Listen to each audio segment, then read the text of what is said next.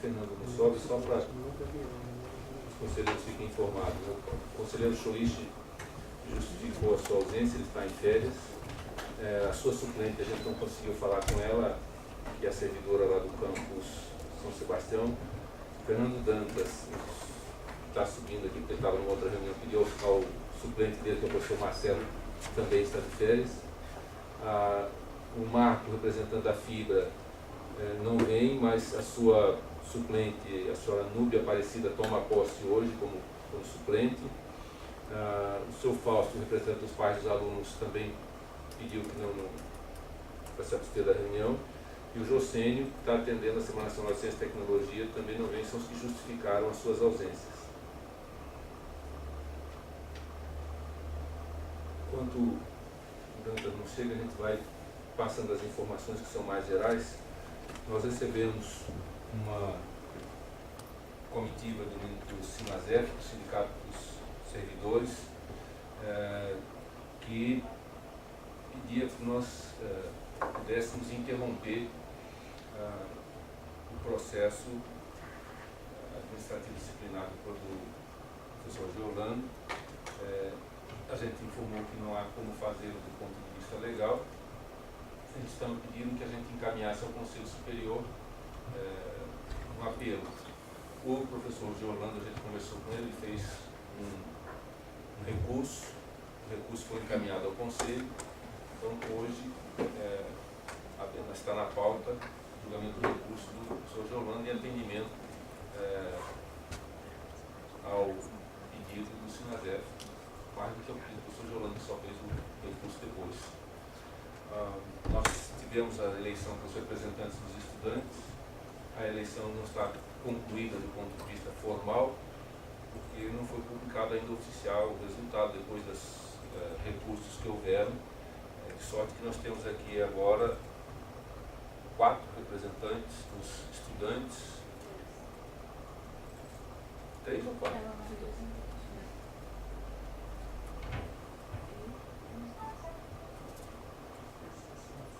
Nós fizemos a concessão para que os representantes que foram eleitos pudessem participar como ouvintes.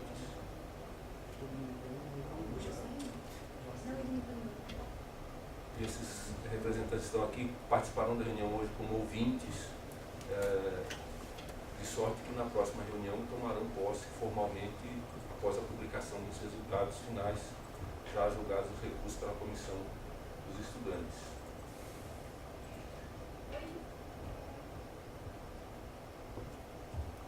O caminho de Dantas é mais comprido do que o corredor.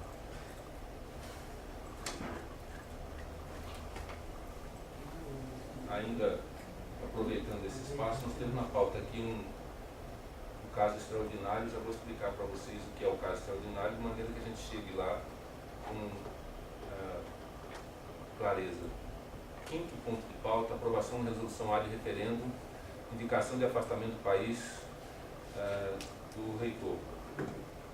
O Conselho nos deu uma autorização para que nós pudéssemos viajar sempre que não para o exterior, sempre que não houvesse despesa para o IFB. Essa despesa foi custeada pelo Ministério da Educação, que entendeu que aquela resolução não serve. Eles pediram uma portaria.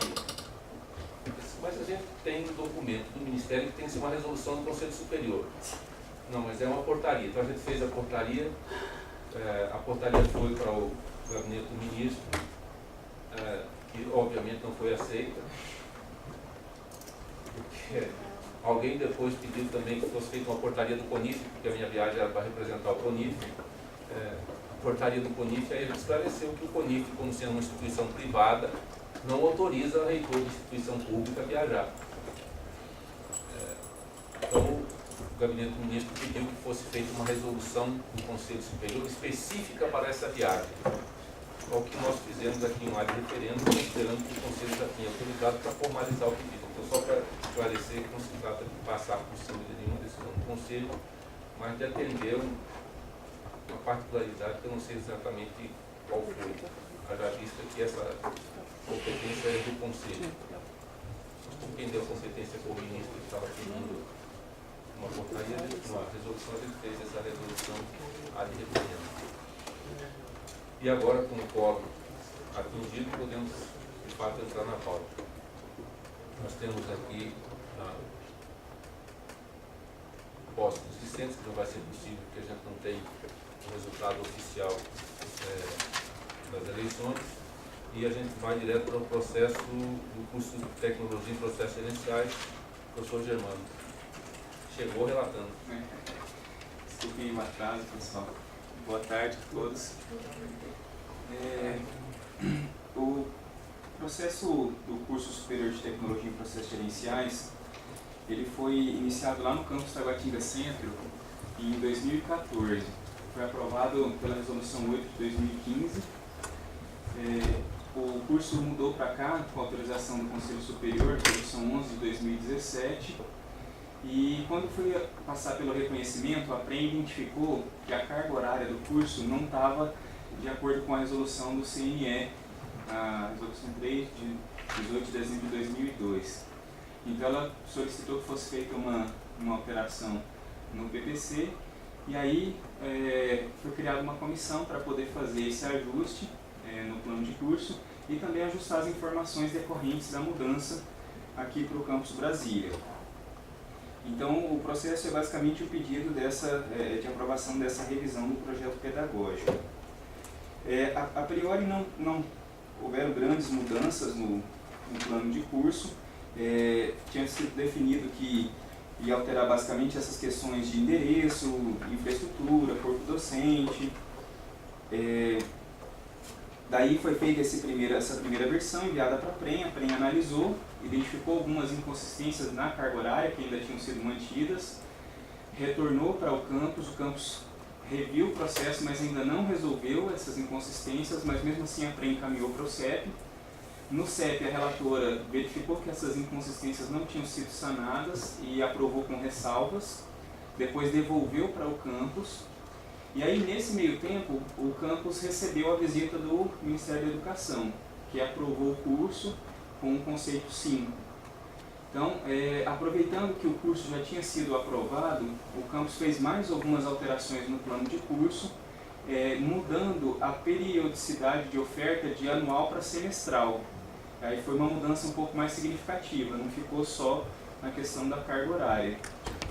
De modo geral, a carga horária do curso ela atende o mínimo que o MEC estabelece, que são 1.600 horas, isso incluindo a carga horária para o trabalho de conclusão de curso e estar supervisionado.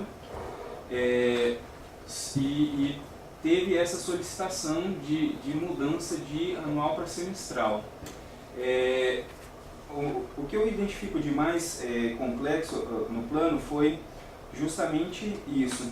A PREM, ela, quando aprovou o PPC para poder enviar para o CEP, ela não solicitou um relatório de impacto de carga horária docente, nem de infraestrutura, por entender que não teria uma alteração significativa no plano. Então, não foi esclarecido, junto ao processo, como que vai ser feito esse aumento de oferta, ou seja, mudar a oferta de anual para semestral, você vai ampliar a quantidade de turmas, sem esclarecer a possibilidade do campus de abarcar isso. E o interessante é que na mesma ata que o colegiado, o NDE, aprova essa mudança, eles negam a prorrogação de uma licença para qualificação de um professor, alegando que todo mundo estava com a carga horária de 16 horas. Então ficou um pouco contraditório nesse sentido. Eu acho que o plano ele está interessante, eu acho que vale a pena ser aprovado, só que tem que ter esse esclarecimento antes, tem que ser apresentado um relatório de impacto, porque você muda, hoje o curso ele é ofertado anualmente, então você tem 3 turmas que rodam simultaneamente em um ano e 2 turmas no outro. Quando você muda a oferta para semestral, você vai ter 5 turmas rodando simultaneamente. Então isso vai gerar um impacto tanto na carga horária dos docentes como na infraestrutura da unidade, que vai ter que aumentar a quantidade de salas e laboratórios reservados. Então, o parecer é que o curso sugiro a aprovação dessa revisão do PPC, mas desde que seja apresentado esse relatório de impacto, que demonstre a disponibilidade tanto da infraestrutura de pessoal, técnico e docente, para poder abarcar essa alteração na oferta.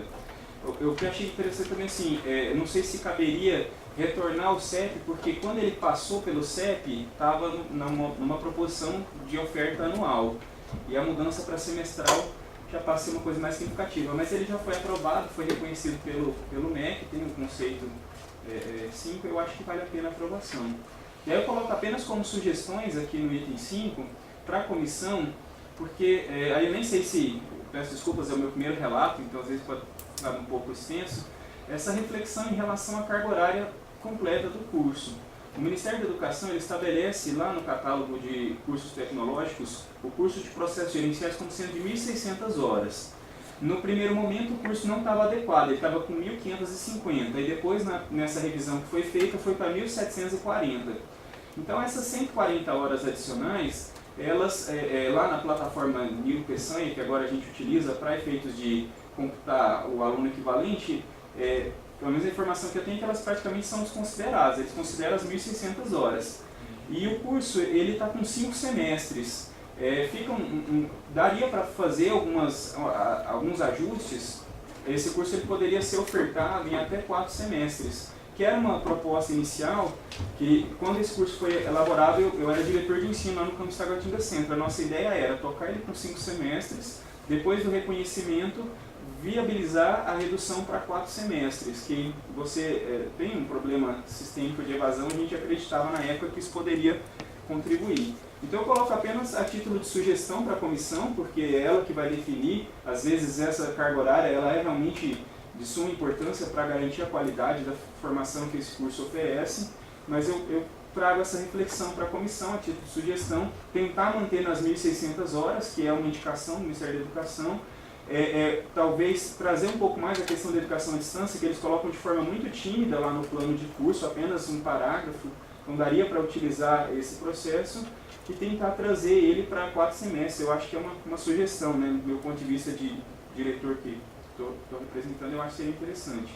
E para finalizar, se for mantida essa estrutura de 5 semestres, eles colocaram o maior semestre, a maior carga horária no último, que é onde os alunos fazem o trabalho de conclusão de curso. Então já é um curso pesado, eles têm uma disciplina de 40 horas para fazer o TCC, mas a gente sabe que não é o suficiente, e é o semestre que eles estão fazendo o TCC que eles pegam mais disciplinas. Então, talvez também tentar redistribuir essa carga horária ao longo dos outros semestres, para deixar o último semestre um pouco mais flexível, para que eles possam fazer um trabalho de conclusão de curso de qualidade. Manifestações? Nesse último semestre que ele tem acúmulo de matérias, tem alguma que precisaria obrigatoriamente pré-requisito? Não, eu até sugeri que tem uma optativa que eles colocam no último semestre, que poderia ser feita em outro semestre, como se trata de uma optativa, eu já dei até essa sugestão para que pudesse diminuir, são 30 horas que tiraria do último semestre, colocaria num outro, para poder tornar o último semestre um pouco mais tranquilo para o estudante. Conselheiro Pesani? Então, eu me estranho muito, assim, há umas 2 ou 3 reuniões atrás, a gente já tinha comentado com relação aos cursos, com relação a seguir o ordenamento, de passar nos colegiados, para que não houvesse essas questões. Houveram falhas, a gente está vendo aí, só pelo seu relato, Germano, que já tem muitas de falhas aí. Então, por exemplo, catálogo é para ser seguido. 1.600 horas são 1.600 horas. Se não está, não está conforme. Segundo, TCC. Você mesmo colocou, não sei se está no lugar certo e tal. Isso toda é uma discussão, entendeu? Se vai colocar no segundo semestre, vai eliminar. Hoje há uma tendência dos cursos em eliminar os TCCs, né? Somente essas questões.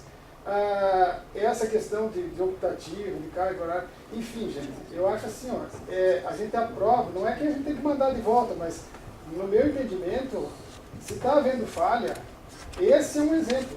E amanhã vai vir outro curso com a mesma falha, nós vamos aceitar isso. Isso aqui é o Conselho Superior. O Conselho Superior é soberano, é para determinar. E aí nós temos as falhas, elas são pequenas, pode ser, no meu entendimento isso aí teria que voltar, certo? Para ser corrigido, para se adequar, para que não abra uma margem que nem abriu o outro curso que nós tivemos aqui. Então, assim, a gente está voltando ao mesmo erro. O meu entendimento é esse. Mais alguma manifestação? Conselheira Patrícia? Eu concordo com as colocações do Pesani, até porque, como colocado pelo Germano no relato dele, o campus decidiu passaria de semestral para anual pós-CEP. Então, assim, eles podem decidir qualquer outra coisa, então depois passa pelo conselho. Pode decidir qualquer outra coisa, depois passa pelo conselho também. Então, acho que assim, são detalhes, mas são detalhes importantes. Acho que o Germano quer completar. Deixa eu só fazer uma... Eu fiquei justamente nessa dúvida se seria o caso de voltar para o CEP, porque eu considero uma alteração significativa se mudar a periodicidade de oferta.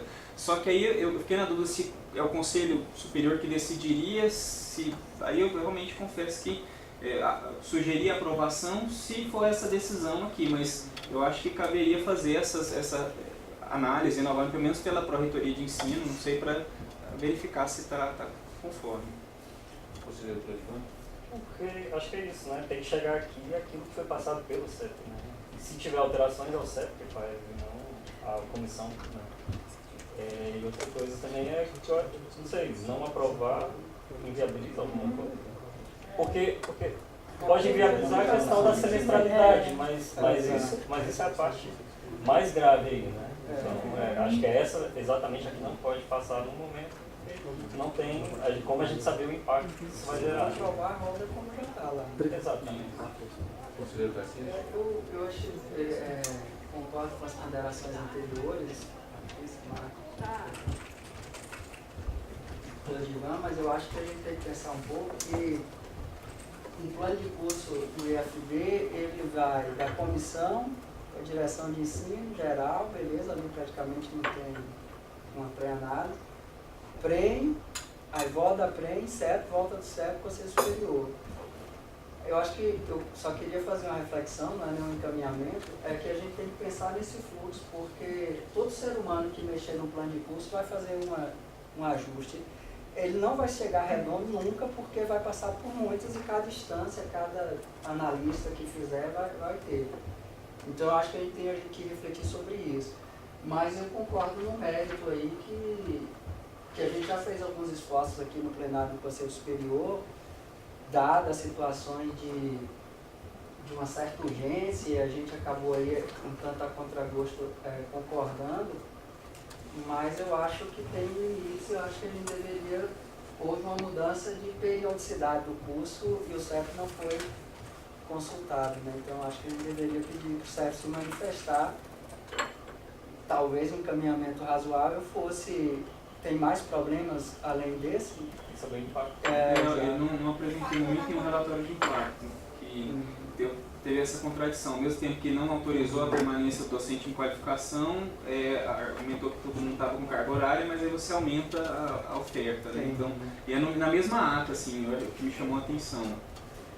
Porque se a gente tivesse só concluindo, portanto, se a gente tivesse condição de voltar para o CEP, para eles, não sei, para não precisar vir aqui de novo, entendeu? Não sei se é possível. Porque também me preocupa essa mais info. Conselheiro Dantas?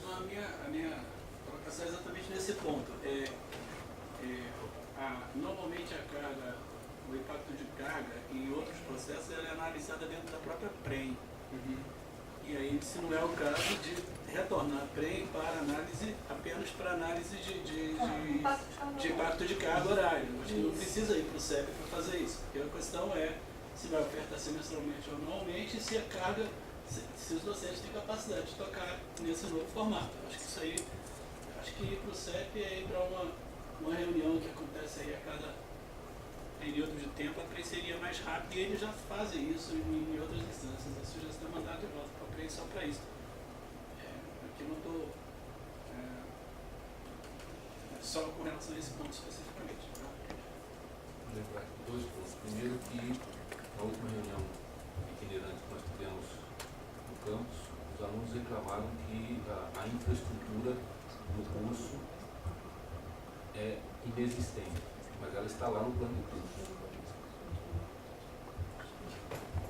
Quem escreveu o plano de curso colocou que tinha infraestrutura. Depois que o curso começou a funcionar, a infraestrutura não existe. E o segundo ponto é nós, nesse processo parecido, devolvemos para que fosse refeito e voltasse ao Conselho Superior.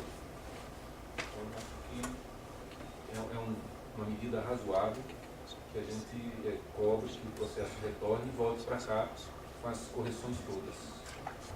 Como disse o conselheiro Tarcísio, o conselheiro Pesani, senão a gente vai ficar aqui brincando de analisar e as nossas análises não tomam função. Se os conselheiros concordarem, a gente devolve ao campo para que sejam feitos os ajustes necessários e as comprovações devidas. Vai propor um caminho? Não, era só com relação ao impacto. Mas se a gente vai voltar para mais alterações, então faz. Aí vai Aí a o campus questão é começa. só. Aí o campus insere análise de impacto nas correções. Então, aí a questão é só que o presidente caminhou como devolver ao campus. É isso mesmo? Quem Voltando faz lá ajuste, e... porque quem faz ajuste é o campus, né? Não é a pró-reitoria nem o CEP. Ele tem que produzir de toda forma a carga de impacto. Quem produz é o campus, né? Quer dizer, se devolver na PREM para fazer análise só desse ponto, a PREM vai ter que devolver ao campus para que eles façam análise. Até porque a PREM pode dizer que não dá, aí não está adequado, aí então vai ter que voltar para o campus. Não, volta para o campus, mas a minha colocação é se volta para o CEP ou se volta para a PREM. Pela carga horária apenas, pode voltar para a PREM. Agora, se há mais questões, como questão de infraestrutura, aí a coisa já começa a ficar um pouco mais complicada. Porque a questão é, no CEP, quanto mais problemas estruturais, maior a necessidade do CEP analisar. Né? Aí, se a gente conseguisse listar rapidamente ali os pontos que nós estamos aqui, eu só queria colocar, que eu acho que é muito prudente a gente respeitar a carga horária do catálogo. Não acho, viu, Marcos, necessariamente. Se for muito bem justificado que precisa, tem casos e casos, né? Beleza, mas tem que ser, eu acho que o IFB tem que adotar como regra a carga horária do catálogo. Sim, mas foi isso né? também. Beleza, então é isso, né? É isso que eu falei. Mas, Então podemos partir para o encaminhamento? Devolve-se ao campus.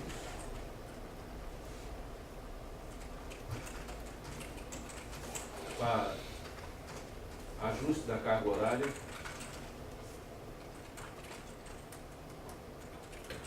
Aquela estabelecida no catálogo.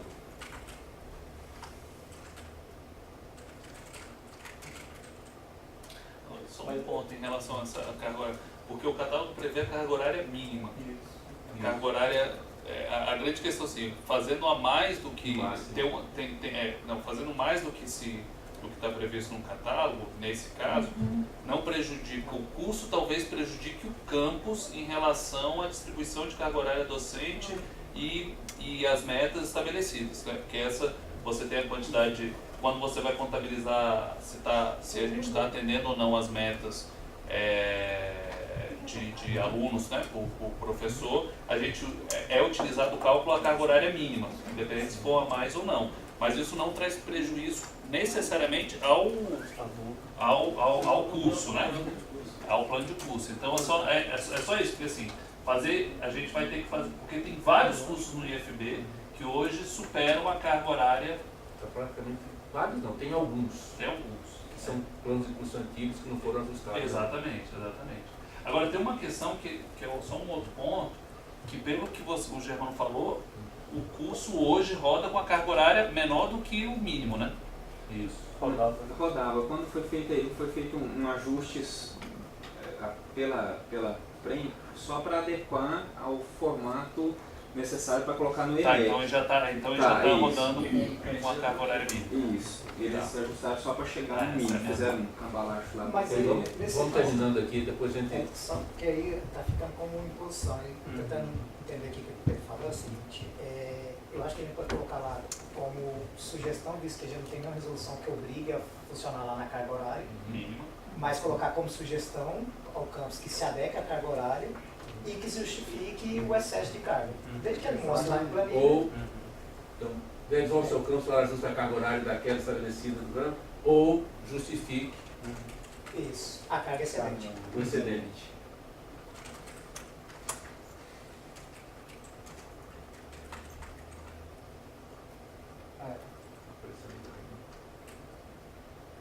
vai vir justificado. A questão é se vai ser substanciosa. Né? Não sei se... Tendo em vista os impactos na carga horária docente. Nesse momento que a gente já foi da educação, tudo muito abstrato. Mas às vezes as pessoas nem se dão conta No financiamento do campo, de que Passou. passou a equipação isso pode prejudicar o próprio campus. É, na acreditação não prejudica, tem que ver. e dos cada indicadores de gestão. Porque isso não serve praticamente nada mais do que isso. Você tem. É esse tantinho ali, acho que não recebe. Isso. Ponto A, vamos tentar de novo. E ainda tem a questão do... Recomenda-se ainda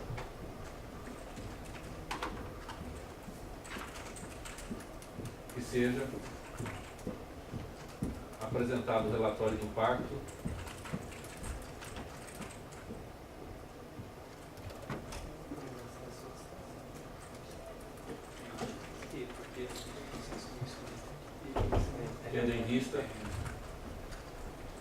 tendo em vista já foi, considerando Eu coloquei assim, ó, apresentar um relatório de impacto que demonstre a disponibilidade de infraestrutura e de pessoal técnico e docente. ok, para o aumento de vagas. Considera anualmente vagas. Não, processo.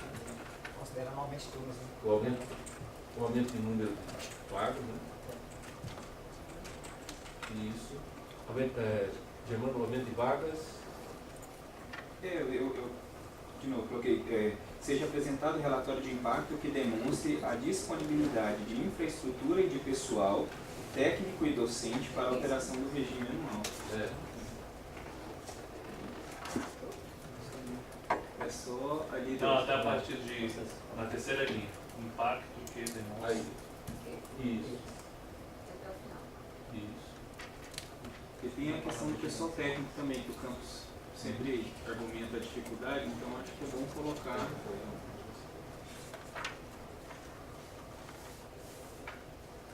Tentar que demonstra a funcionalidade do pessoal técnico sempre para a alteração do regime anual para semestral. E a outra questão é a concentração de carga horária no final, né? Não é recomendação, não é solicitação. Desculpa. Solicita-se. Não tem questão de TCC. Isso, aí se for manter, a minha sugestão era tentar rever a redução da quantidade de semestres, porque se reduzir para 1.600 eles vão fazer essa reflexão, mas se não, é verificar a carga horária do último semestre é a maior, então revisar a distribuição de carga horária. Aí sim, pode ser uma recomendação. Aí Isso. Recomenda-se também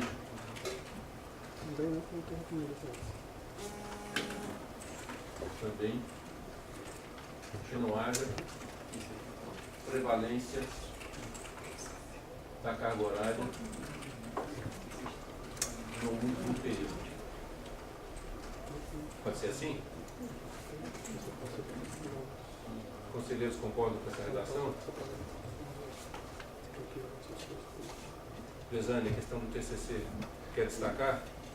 Eu não sei, eu só Germano, que não ficou claro para mim na tua relação. Diz que eles não têm um semestre que eles estão fazendo no TCC, não é isso? Não, é porque o TCC é só uma disciplina de 40 horas no último período. Mas eles têm o projeto no quarto período e o TCC no quinto período. Com outras disciplinas. Com outras disciplinas. E o quinto período é o que ficou maior em termos de carga horária. Ele está com 315 horas. Todos os outros períodos têm 275.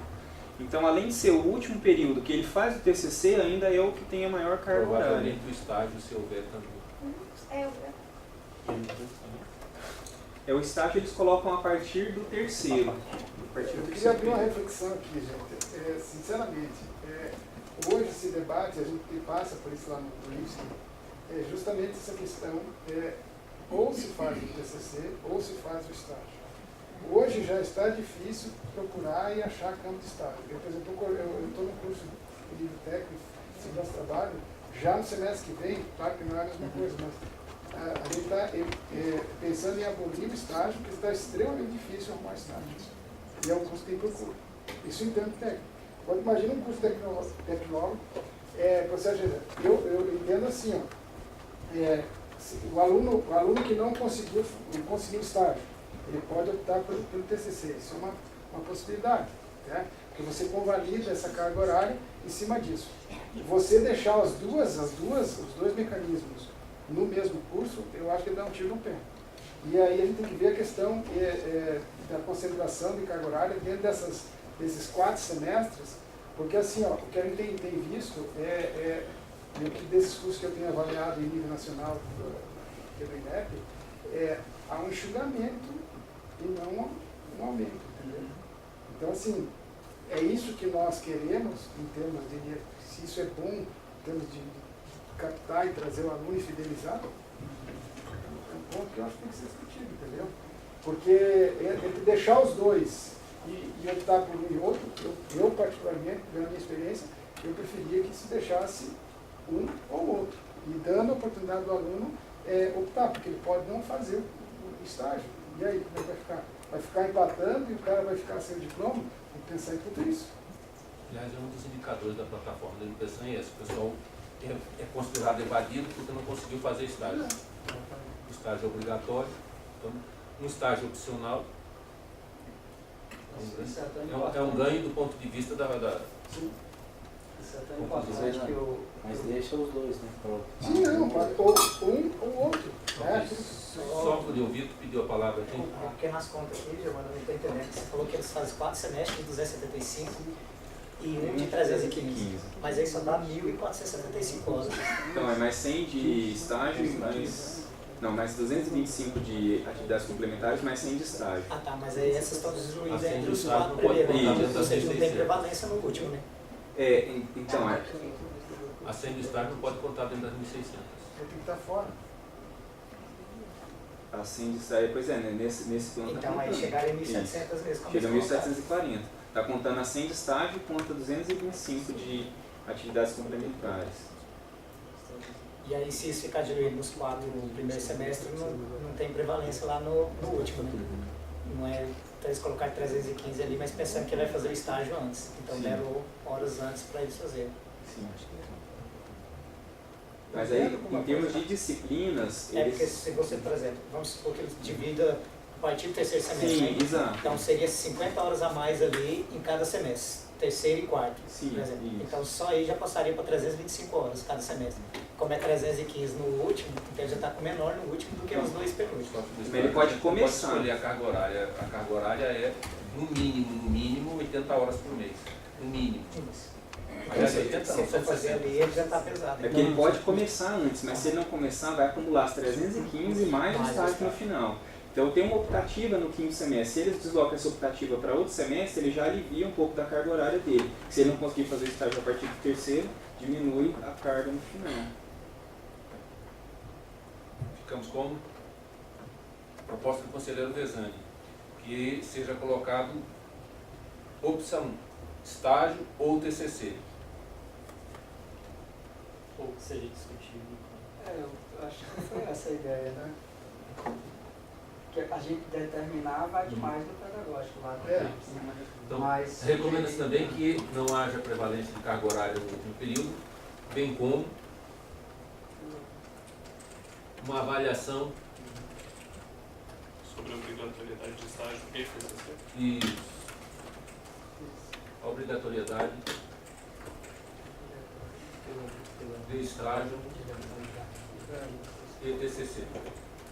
Todos concordamos? Podemos ir à frente?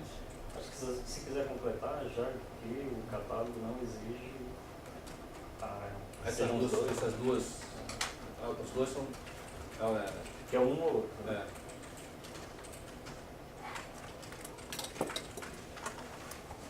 Ah, e tinha uma coisa aqui, agora lembrei. Do EAD.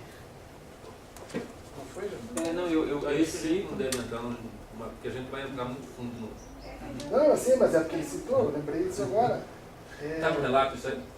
eu sugeri que eles explorassem melhor, que eu acho que ficou, eu coloquei assim, ficou um pouco tímido no plano de curso. A compensação tal da atividade complementar, o CEP pediu que seja feita uma discussão, porque estamos sendo considerado atividade complementar, se fizer um curso válido ali na esquina do Seu João, é atividade complementar.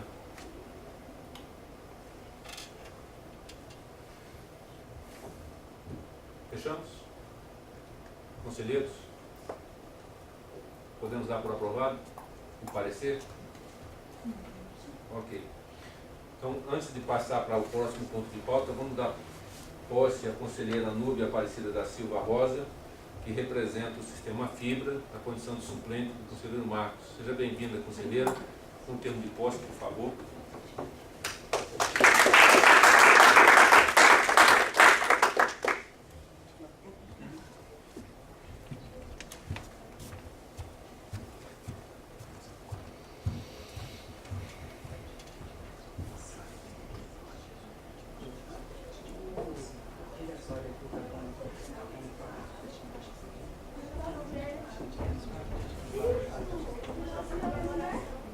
A gente já foi até no campo, porque não vai ser.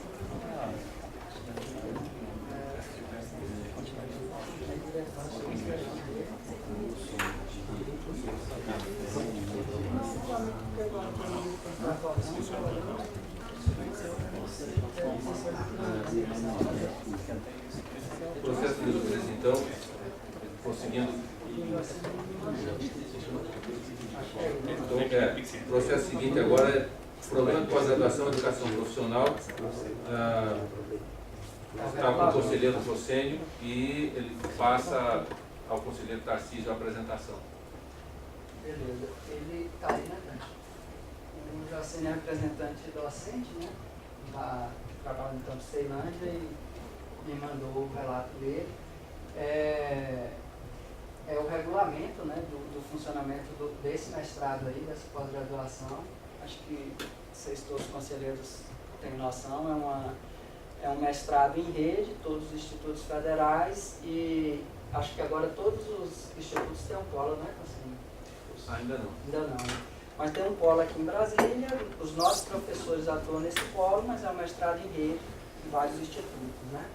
E a proposta aqui é que a gente vote o regulamento do funcionamento local aqui do programa, né? Como é um polo em cada região, cada instituto, cada polo tem o seu regulamento. Então, é isso que versa aqui o relatório. Pode, se alguém tiver necessidade depois de ler o histórico, peço para Tati voltar. Aí ele fundamenta, né, a necessidade do regulamento, cita as resoluções que estão que embasam aí o pedido. Nas considerações, ele entende que segue aí as recomendações, né, do que está previsto no regramento do IFB e conclui pelo caminhamento da proposta com parecer favorável à aprovação do regulamento local, né, desse programa. Manifestações? Acho que ele não colocou observações não, né? Aqui tem uma sugestão.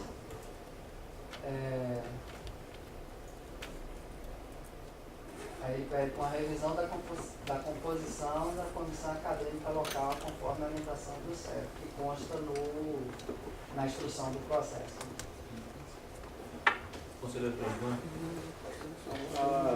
A primeira é uma pergunta, é se realmente vai constar os anexos na resolução, que eu achei, né, fica bem importante, isso tem que estar, porque senão a resolução fica bem completa. Né?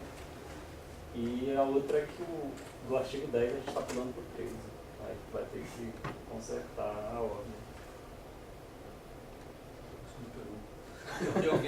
Eu não prestei atenção nesse detalhe, não sei se foi falha na hora de imprimir ou se foi de fato falha na numeração.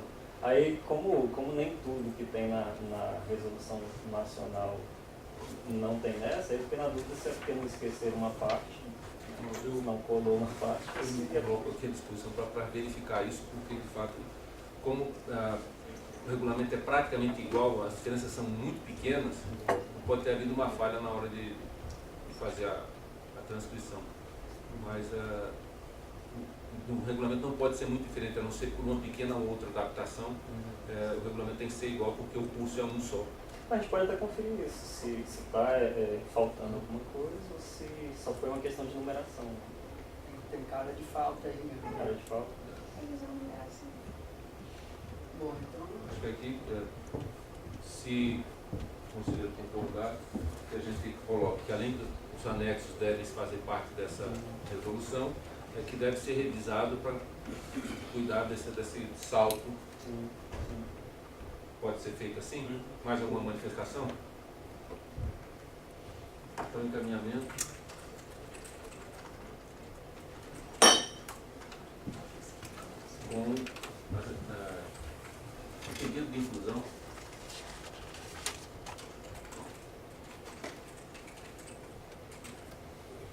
anexos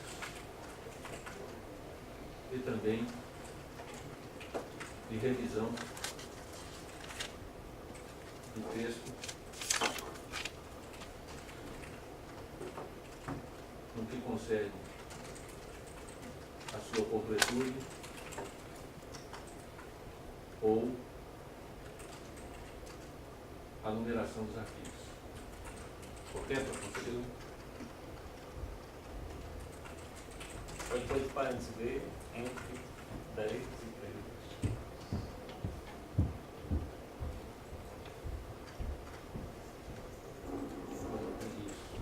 Eu acho que você tem que ser o revisor geral aqui do conselho, né? Você enxerga tudo aí. A gente que é de letras tem esse problema. É verdade. É mal, É mal, não é pessoa. bom.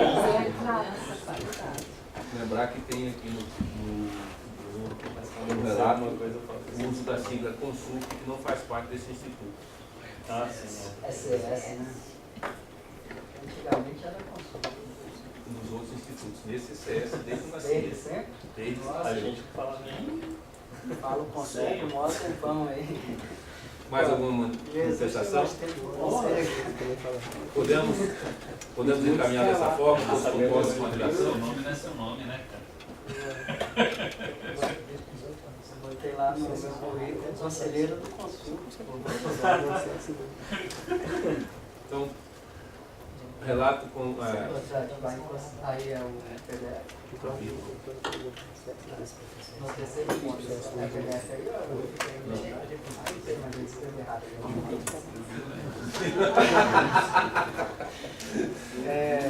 Então, vamos passar para o processo seguinte agora. O conselheiro Tarcísio é o relator. Calendário acadêmico, né, 2019, do IFB. Eu trouxe no histórico aqui, achei relevante para o conselho visualizar com mais facilidade início e término de cada semestre, a faixa ali que tem entre o dia 6 e o 11 do 2, no primeiro semestre, para a parte ali de ensino médio inteira, né? Aí dá subsequente para ele. É um pleito antigo, né, da gente ter algum nível ali de ajuste em cada campus, conforme alguma peculiaridade, então penso que é muito bom isso.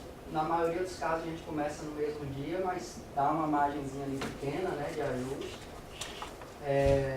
Então, ressaltar essa qualidade. Os calendários, basicamente, como parâmetro, temos 2 calendários, né?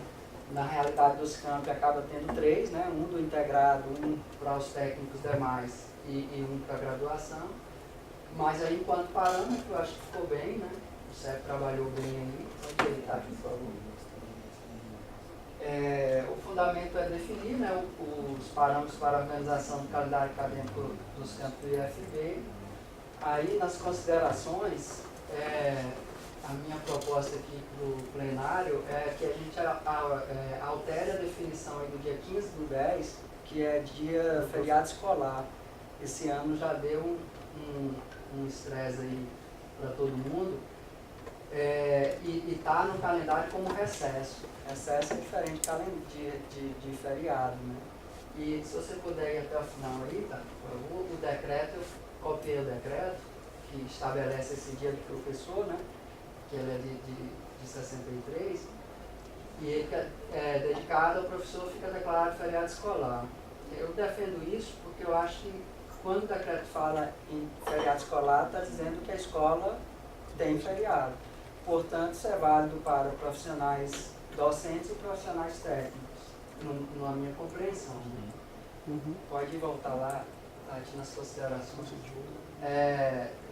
Tem uma observação da PRENS sobre 2 campos específicos, acho bom a gente citar aqui no nosso encaminhamento. São coisas formais, Samambaia e São Sebastião, questão de um sábado letivo que faltou, que acontece normal só para não tirar isso do radar, né? E acho que foi um bom ano de preparação disso aí, né? A gente viu anos passados aqui muito atropelamento no calendário, então aproveitei ali para parabenizar ao trabalho, não é, né? Pelo trabalho, aí do CEP, da Pró-Reitoria, das coordenações gerais de ensino dos campos, das diretorias, registrar aí Os parabéns, eu voto pela aprovação do calendário. No processo, quem conseguiu ler, tem assim, em detalhe, de forma colorida, todos os calendários. Eu confesso que não conferi um por um, né? São mais de 200 páginas só de calendário, mas eu fiz alguns pensamentos assim, olhando e conferindo questão de recesso, se estava tudo em ordem. E aí voto pela aprovação. Manifestações, conselheira Patrícia. Relato foi feito ontem. Então, eu dei uma analisadinha e aí eu acho que quem olhou detalhadamente também deve ter visto algumas coisas que eu percebi. Então, os calendários de alguns campi constam as solicitações acadêmicas bem detalhadas. Então, tem bem específico lá, bonitinho. Agora, de outros campi já tem alguns prazos outros que não estão inclusos lá. Eu vi que em alguns calendários faz referência ao Dia do Estudante, que eu acho importante que conste essa data no calendário. A maioria não tem. O Dia do Professor, citado pelo Tarcísio, alguns campos sequer marcaram como Dia do Professor, o dia 15 de outubro. E aí vem também a data do dia 20 de novembro, que é o Dia da Consciência Negra, que inclusive a própria LDB fala que deve constar nos calendários escolares. Não tem também. Só dois campos que eu vi foi Planaltina, está bem mais completo, Taguatinga também vi, então alguns campos tem e outros não tem. Então, para os próximos calendários, já verificar assim, se não teria a possibilidade de fazer um checklist em relação aos prazos de solicitações acadêmicas. Vou dar um exemplo, alguns campos colocam lá, data de publicação do resultado final. Alguns prevê o período de revisão de notas e outros já não. Alguns colocam como período de revisão de notas apenas um dia. Isso para o aluno é muito complicado. Então, geralmente, pelos nossos regulamentos, são 3 dias para revisão de nota. Alguns colocam prazo para solicitar reabertura, trancamento de 1 mês. Outros colocam de 1 semana, de 4 dias. Então, é complicado, porque acaba que a solicitação atende bem ao estudante em um campus, outro já é mais apertado. Então, período de aproveitamento de estudos, algum dá os prazos certinhos, período para apresentação de recursos, está tudo bonitinho lá. Só que em outros campos os prazos são muito apertados. Então, acaba tendo uma diferença muito grande de uma unidade para outra. Isso, de certa forma, acaba prejudicando o estudante, porque o que guia o trabalho dos setores também é o que está lá no calendário. Mais alguma consideração, conselheiro Eduardo? Tem algumas coisas que a Patrícia falou e eu fiquei pensando muito nessa parte do por que alguns têm muita coisa e outros têm pouco, né?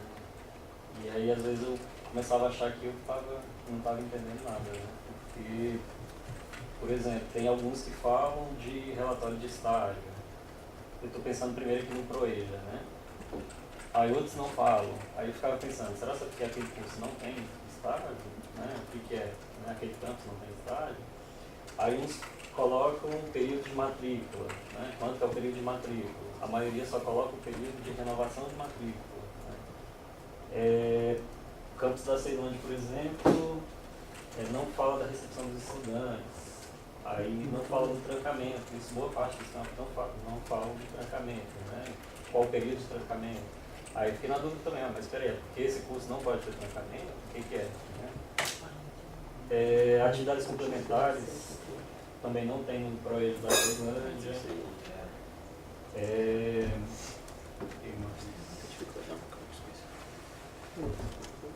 No da Ceilândia não tem a renovação de matrícula no segundo semestre. O que mais? No Gama não tem o resultado das atividades complementares. Tem que ter, né, a divulgação do resultado. Da estrutural, isso ainda Proeja. Aí eu não entendi por que só tem 100 dias, né? Não ficou claro no processo. Acho que o professor já sabe, pode explicar para a gente. Né? Não há o início do semestre, não fala quanto inicia o semestre, não dá estrutural. O que mais? No de Planaltina, Proeja, revisão de notas e faltas no dia 12 do 2. Eu fiquei meio na dúvida, porque se há alguma conexão com o ano anterior, imagino que sim. Aí no de Planaltina, do Proeja, em março, tem 2 referências ao mesmo dia, o dia 4 de março. Não ficou muito claro porque tem as 2 informações. E eu não entendi também o que é o azul escuro, o verde escuro dos calendários. Porque tem calendário que todos os sábados estão com verde escuro. Isso aí. O que quer dizer exatamente? Eu não tenho a legenda lá. E não tem a legenda, exatamente. Exatamente. O que mais? No último rotina Proeja, último dia do semestre, está como último. Sim, esse eu achei meio complicado, porque é uma discussão do campus, mas eu acho que a gente pode refletir aqui. O último dia do semestre é o mesmo dia de entrega do diário, né? O último dia de entrega dos diários. Eu fiquei pensando, se o cara der aula à noite, como é que ele vai entregar o diário, né? Ele vai ter que dormir no campus para terminar esse diário, né? Como é que é? Porque geralmente a gente tem um prazo, né? A gente termina o diário, as aulas e depois você tem uns 2, 3, dependendo do campus, até mais dias para a conclusão dos diários, né? Me parece uma discussão do campus, mas talvez por uma desatenção também, né? Enfim, aí tem algumas coisas assim no leitura que eu não entendi, por que uns tem e outros não, né? E aí talvez faltou, numa conversa aqui inicialmente com a Patrícia, a gente estava falando que às vezes faltou até um checklist, né? Mostrando se estava correspondendo. Eu tive que fazer esse checklist comparando com a resolução, né? Mas dá muito trabalho para a gente fazer isso aqui no Conselho Superior. Eu acho que tem coisa que é erro, né? Pelo que eu observei, e tem coisa que é decisão, né? Então, algumas coisas que rematrícula, isso o campus pode regular no calendário ou no edital que ele vai fazer. Né? Matrícula, por exemplo, é muito difícil, né? Rematrícula é até mais fácil de prever, né? Matrícula não necessariamente. Né? Então, eu acho que algumas coisas que você e a Patrícia apontaram são erros mesmo, né? Essa coisa de do verde mais escuro ali, eu acho que é erro. Eu entendi que é dia não letivo e seguiu o fluxo. Né? Dia letivo, no caso. Né? Só que todos os sábados não é para ser. Né? Então, entendo que dá para ser, mas tem que fazer as contas. Aí eu considero que foi um erro. E aí tem que ver o que é escolha, né, do campus. Eu acho que aqui tem 2 pontos. Um ponto, eu preciso esclarecer o conselheiro Ivan, o calendário estrutural do Proeja. O Proeja não estrutural está sendo feito na modalidade alternância. E eles começaram para além do prazo regulamentar, porque a aula acontece o dia inteiro, nas unidades de produção. Então há um período que eles estão na escola e um período que eles estão nas unidades de produção, de tal maneira que eles conseguirão fechar o semestre em tempo, com regularidade, por conta desse excesso de carga horária, vamos chamar assim. Então não há dificuldade nesse sentido. Quanto aos demais pontos, eu acho que diretrizes gerais de datas são fundamentais, a gente precisa ter. Como o conselheiro Tarcísio colocou, a gente evoluiu bastante na construção do calendário, mas ainda há muito o que evoluir. Até para ficar mais fácil do aluno e de nós mesmos consultar, porque às vezes se a gente quer consultar e sai procurando qual dos calendários que eu vou consultar. Né? Quando a gente põe na página do Instituto os calendários, aí vira e mexe, o pessoal se pergunta, e agora? Que dia que é tal coisa? E a gente não sabe. A questão das datas comemorativas é também fundamental que a gente faça um checklist das datas comemorativas e alguns pontos que estão confusos a gente pode esclarecer. Como nós temos prazo, nós ainda não estamos no final do ano, né, nós ainda podemos devolver o calendário para revisão e aguardar que ele retorne para a reunião de dezembro, se os conselheiros entenderem que assim é necessário. Se os conselheiros entenderem que não é preciso, então a gente recomenda as alterações para o calendário seguinte e mantém o calendário tal qual está. Então deixo a cargo dos conselheiros a decisão.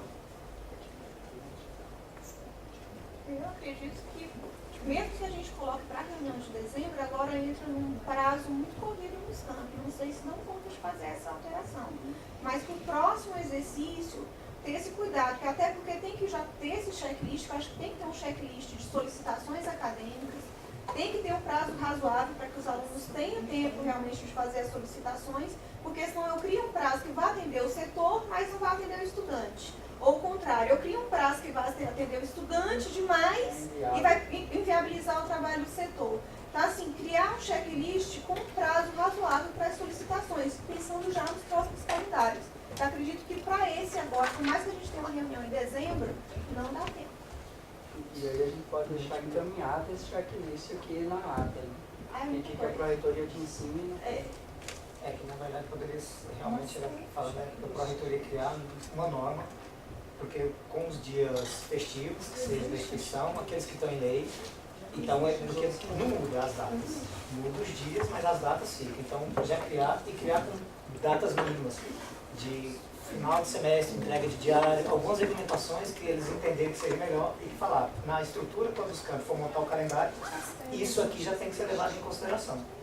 Eu acho que isso já está na resolução do calendário.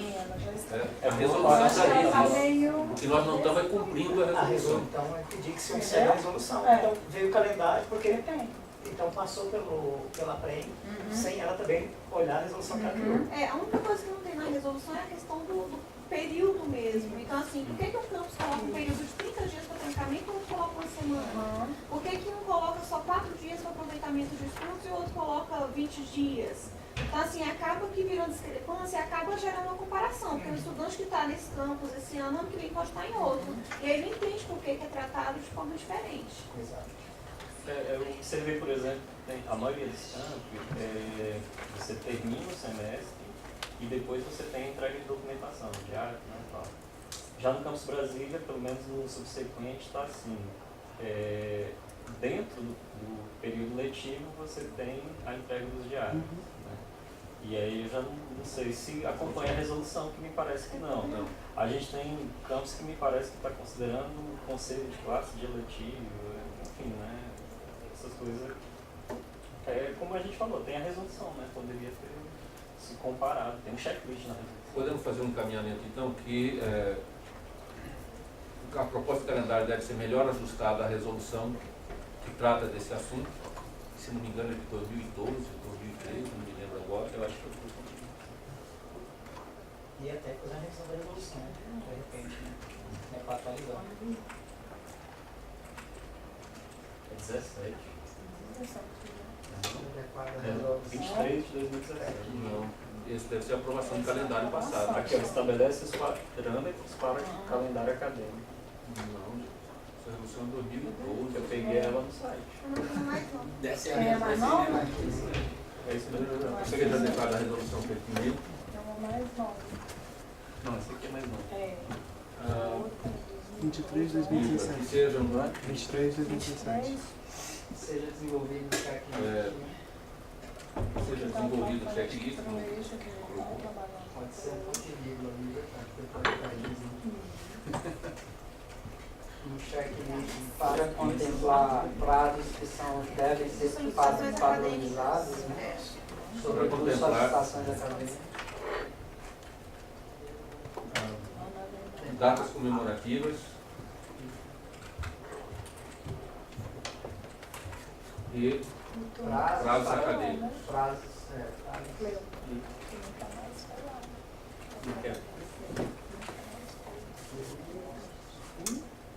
Só o checklist aqui, nós podemos trocar por uma palavra em português.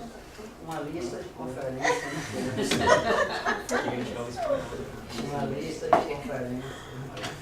Ou de checagem. Checagem vai a português já. Não, isso aí não vai entender, mas para o checklist eu entendi. Mas por enquanto português. Para contemplar a classe comemorativa e prazo acadêmico. Mais alguma coisa? Eu falo para colocar onde será contemplado, porque claro que contemplado. Aí pode soltar depois de forma. Não, de forma. Não, para. Você desenvolveu uma lista de conferências onde ser contemplado. Gente de português aí ajuda, porque o negócio está chegando. Eu gostaria só. Dar uma divulgação aqui no meio. Eu queria só pôr em votação, se for preciso, para a gente alterar o recesso lá do dia 15/10 para feriado, conforme consta do decreto. Que fala de feriado. Eu acho que faz sentido. Né? Porque daqui a um ano chega e agora aí fica mesmo, não é, vai ser feriado. E isso cria um desgaste desnecessário. Vamos deixar aqui para o calendário do próximo ano. Antes da... Não, aí a minha proposta do dia 15 Não, é... calma, eu queria fechar essa parte. Antes que recomenda-se para o calendário do próximo ano, vamos reorganizar o texto. Ah, entendi.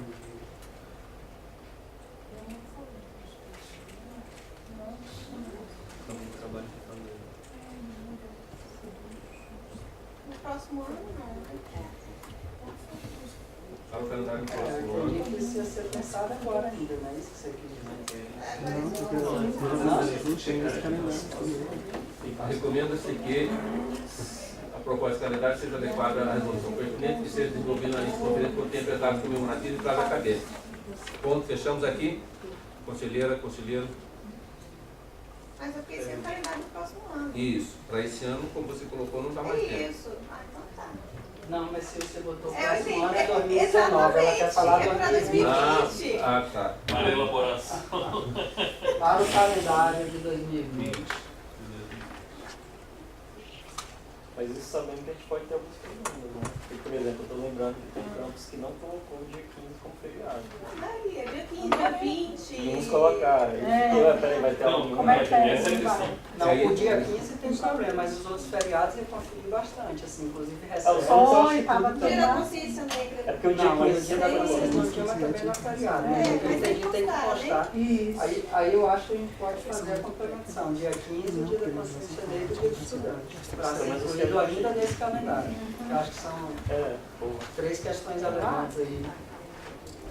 Para o calendário de 2019, solicita-se. Muito mais saber, né? É muito mais discutir. Eu acho que a gente fazer isso que a gente está fazendo aqui agora é bom, né? Claro que a gente pode não fechar e deixar para a comissão fechar, né? Mas acho que a discussão é válida.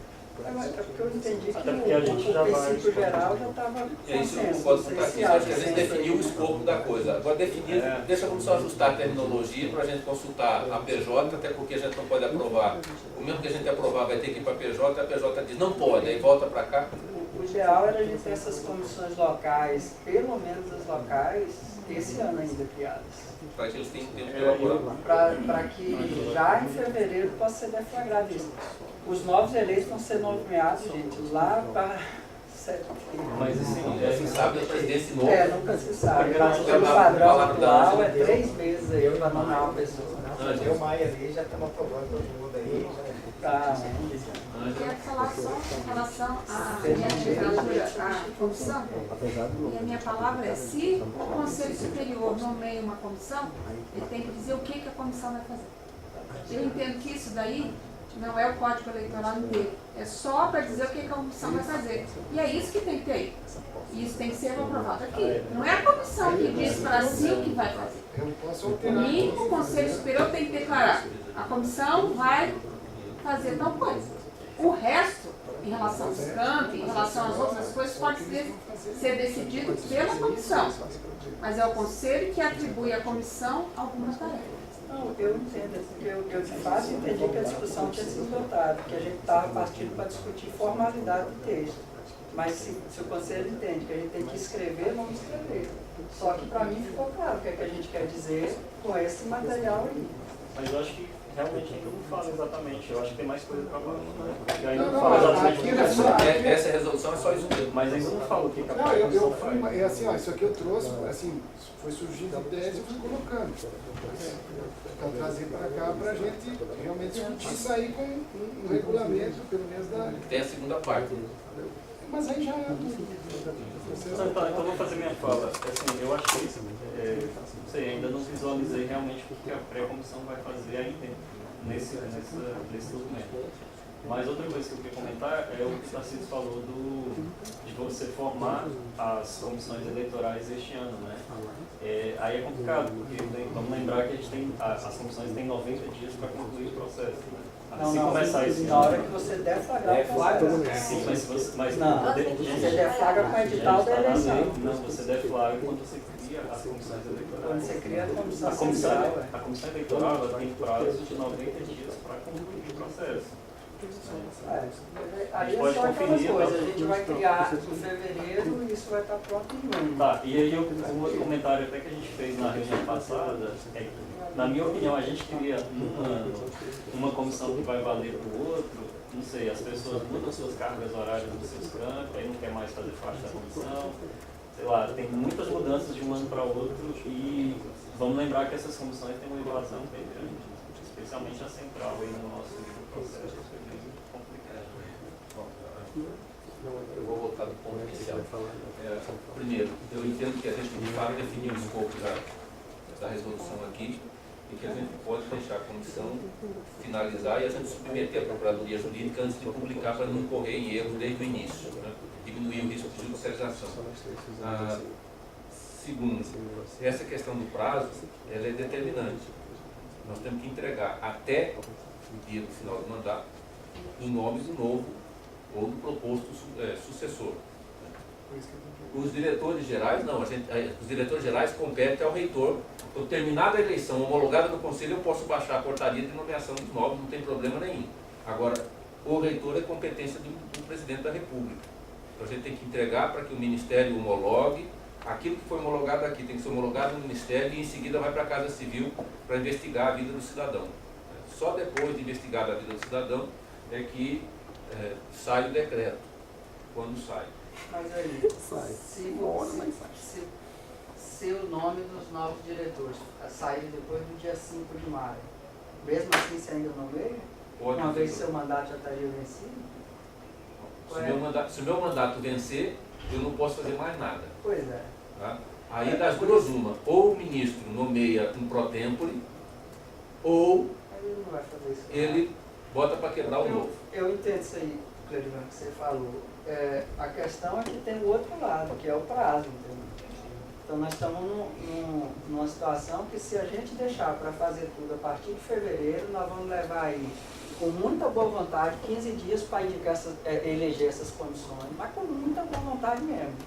Mais 15 dias para montar a central, e aqui é assim, tudo funcionando. Aí foi fevereiro todo.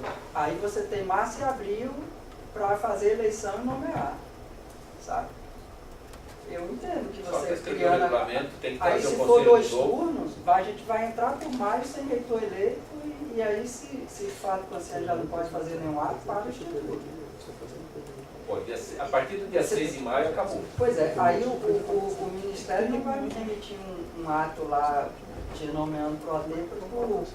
Eles não fazem nada de lá não, gente. Tudo lá demora. Pelo próprio volume, não estou criticando não, estou dizendo que é tudo demorado, sabe? Então, a minha opinião é a gente avançar o que der sem formalizar o início do pleito. Se a gente conseguir passar dessa forma. Se a gente conseguisse meados de abril dessa eleição homologada, ele tinha chance. Porque aí o reitor, ainda dentro do mandato, nomearia os novos diretores, já é um caminho andado, né? E aí ficaria só o reitor pendente ali. Que é menos problema, não que seja pouco, mas diminui. Agora, acabar o mandato de todos os diretores, só vai ficar os pró-tempores, que hoje são 4.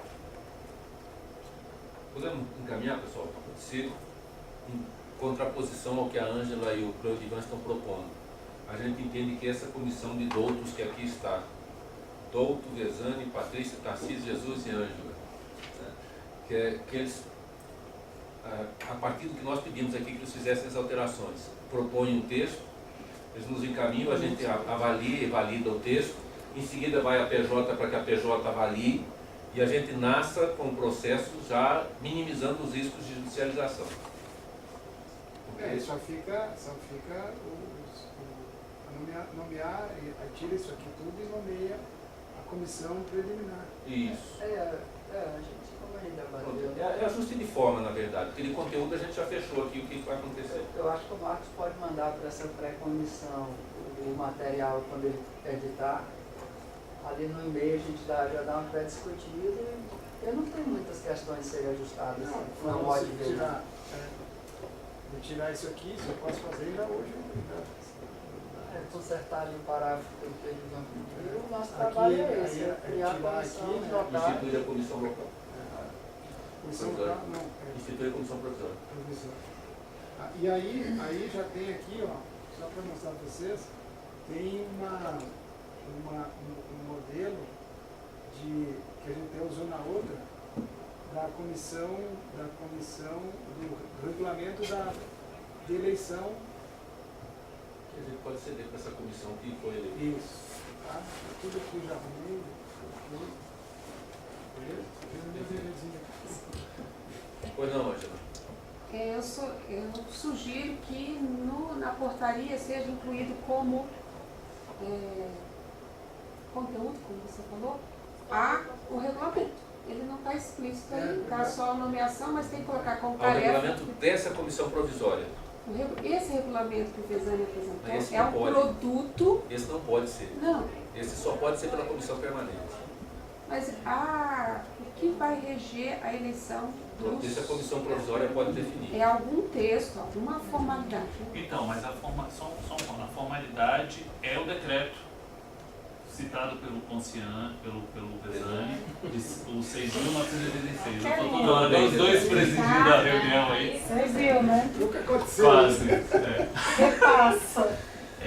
Não, então, o decreto que está regulamentando, que na verdade vão ter que ser eleitos as três mais os 3 suplentes para cada um. O restante é o procedimento, a parte É o edital que vai sair. Exato. Que Que vocês têm que elaborar, na verdade. Na verdade, já tem um modelo pronto. Já tem um modelo pronto. Tá? Então, são duas coisas distintas. Uma é o edital, outra é a instituição da portaria. E só para esclarecer, finalizar aqui. Então, assim, ó, o que essa comissão provisória faz? Ela elege as comissões locais, ou seja, dos campos. Isso está conformado com o decreto. E essas comissões locais fazem uma primeira reunião, e nesta primeira reunião elas constituem a comissão central. Então, a partir daí elas deliberam questão do código eleitoral. A gente tem que trabalhar a questão do processo da deflagração, quem deflagra é o consulta, e se é um turno ou 2 turnos, tudo isso é do consulta. E aí eles vão ter que trabalhar com esse prazo, início e fim. Desculpa, mais uma vez, mas eu acho que ainda não está claro. É o como que a comissão vai, como que a comissão provisória vai eleger as comissões e qual é o prazo de destituição dessa comissão. Essa por 30 dias, quando terminar o processo, acabou, a comissão deixa de existir. Aí ela existe, ela está ali. Você montou as locais e a central, acabou a comissão. Isso. E é o edital que Está lá regula a 30 eleição. dias, então a parte contada da nomeação, ela tem 30 dias para organizar o processo eleitoral. Então hoje, dia 16. A hora que sair a resolução. Na hora que sair, a data tem 30 dias. A gente vai decidir a questão primeiro e segundo turno agora. Aí fica a critério. De minha parte não há problema. E já pensar quando seria a deflagração a partir das dificuldades que está sendo. Eu tenho posso ver?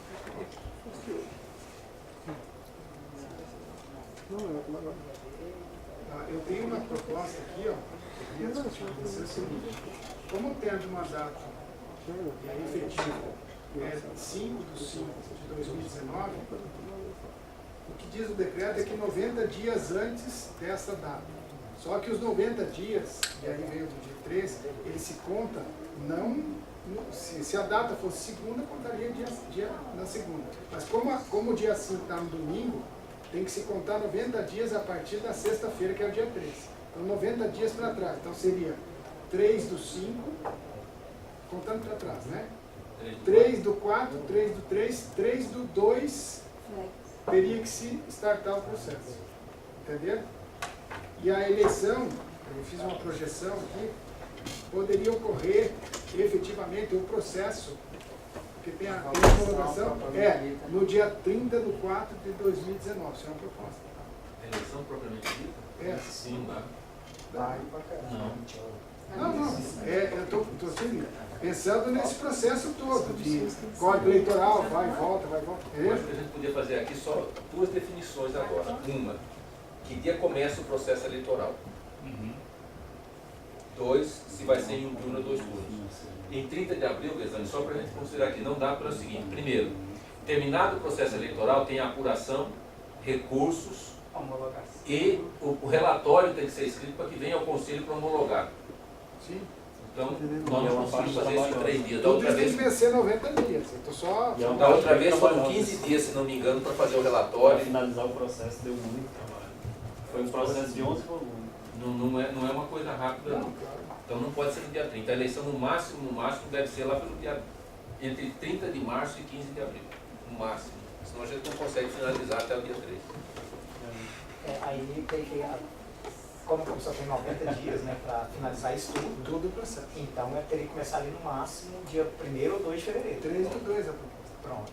Então eu acho que essa é uma decisão que a gente pode fazer agora. É que em 3 do 2 será deflagrado o processo. Eleitoral. Pronto. Que até Essa é 3 uma do decisão 5 que a vai gente pode entregar fazer. tudo pronto. Agora, outra decisão que a gente pode fazer aqui para que a produção possa construir relatórios e cronogramas, essa vai ser em um turno, 2 turnos.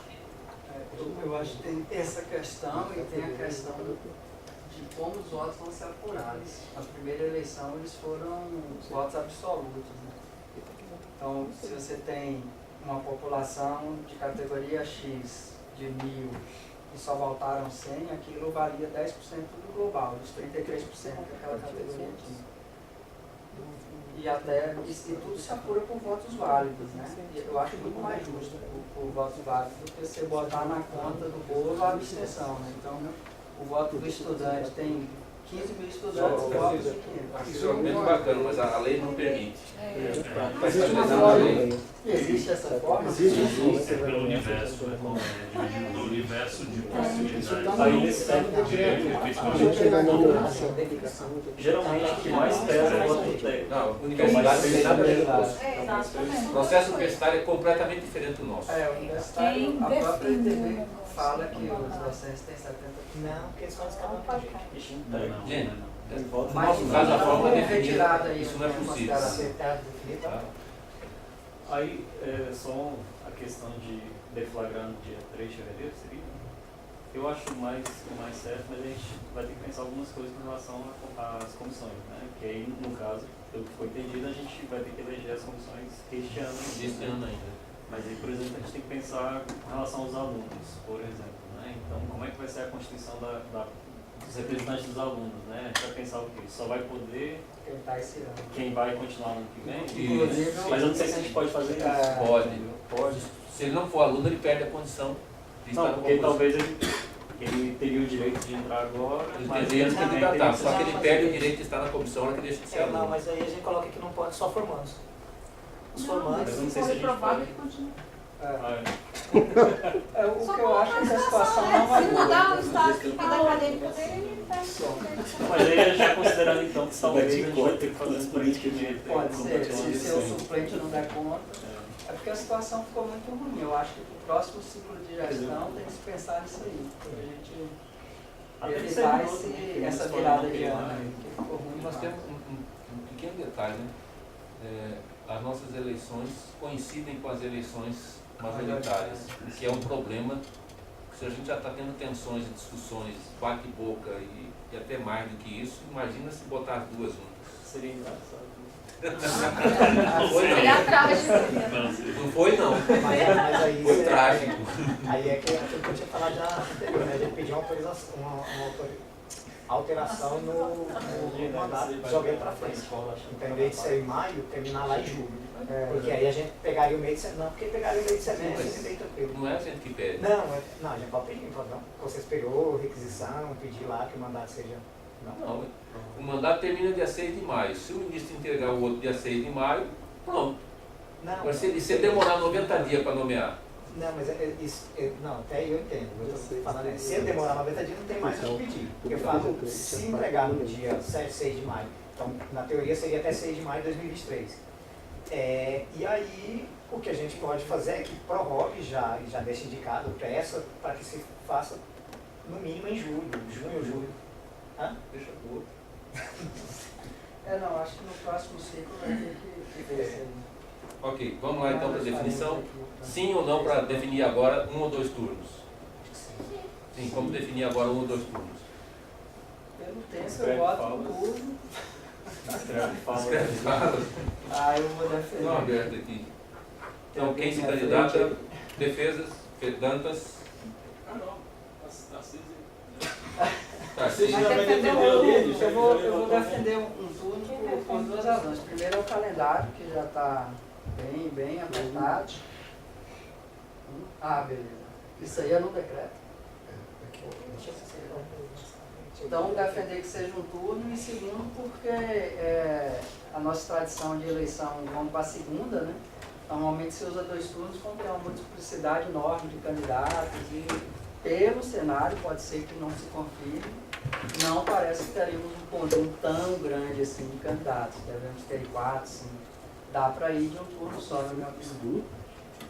Não, sou 3, 4, falei 3, 4, 5, é na linha do que está sendo falado, mas pode ser que a gente tenha 6 candidatos. Isso é imprevisível. Isso é imprevisível. Então, a gente pode talvez fazer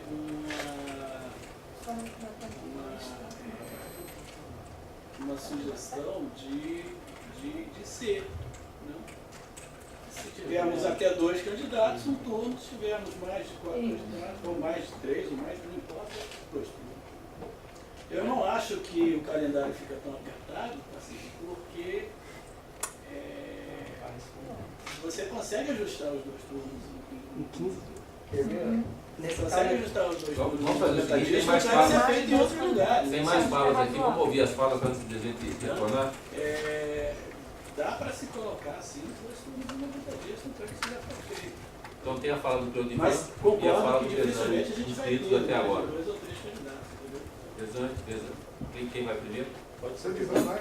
Não, tá. Não, assim, eu concordo com o Fernando, porque você imagina, por exemplo, nós temos, sei lá, 65 professores na maioria dos campos, né?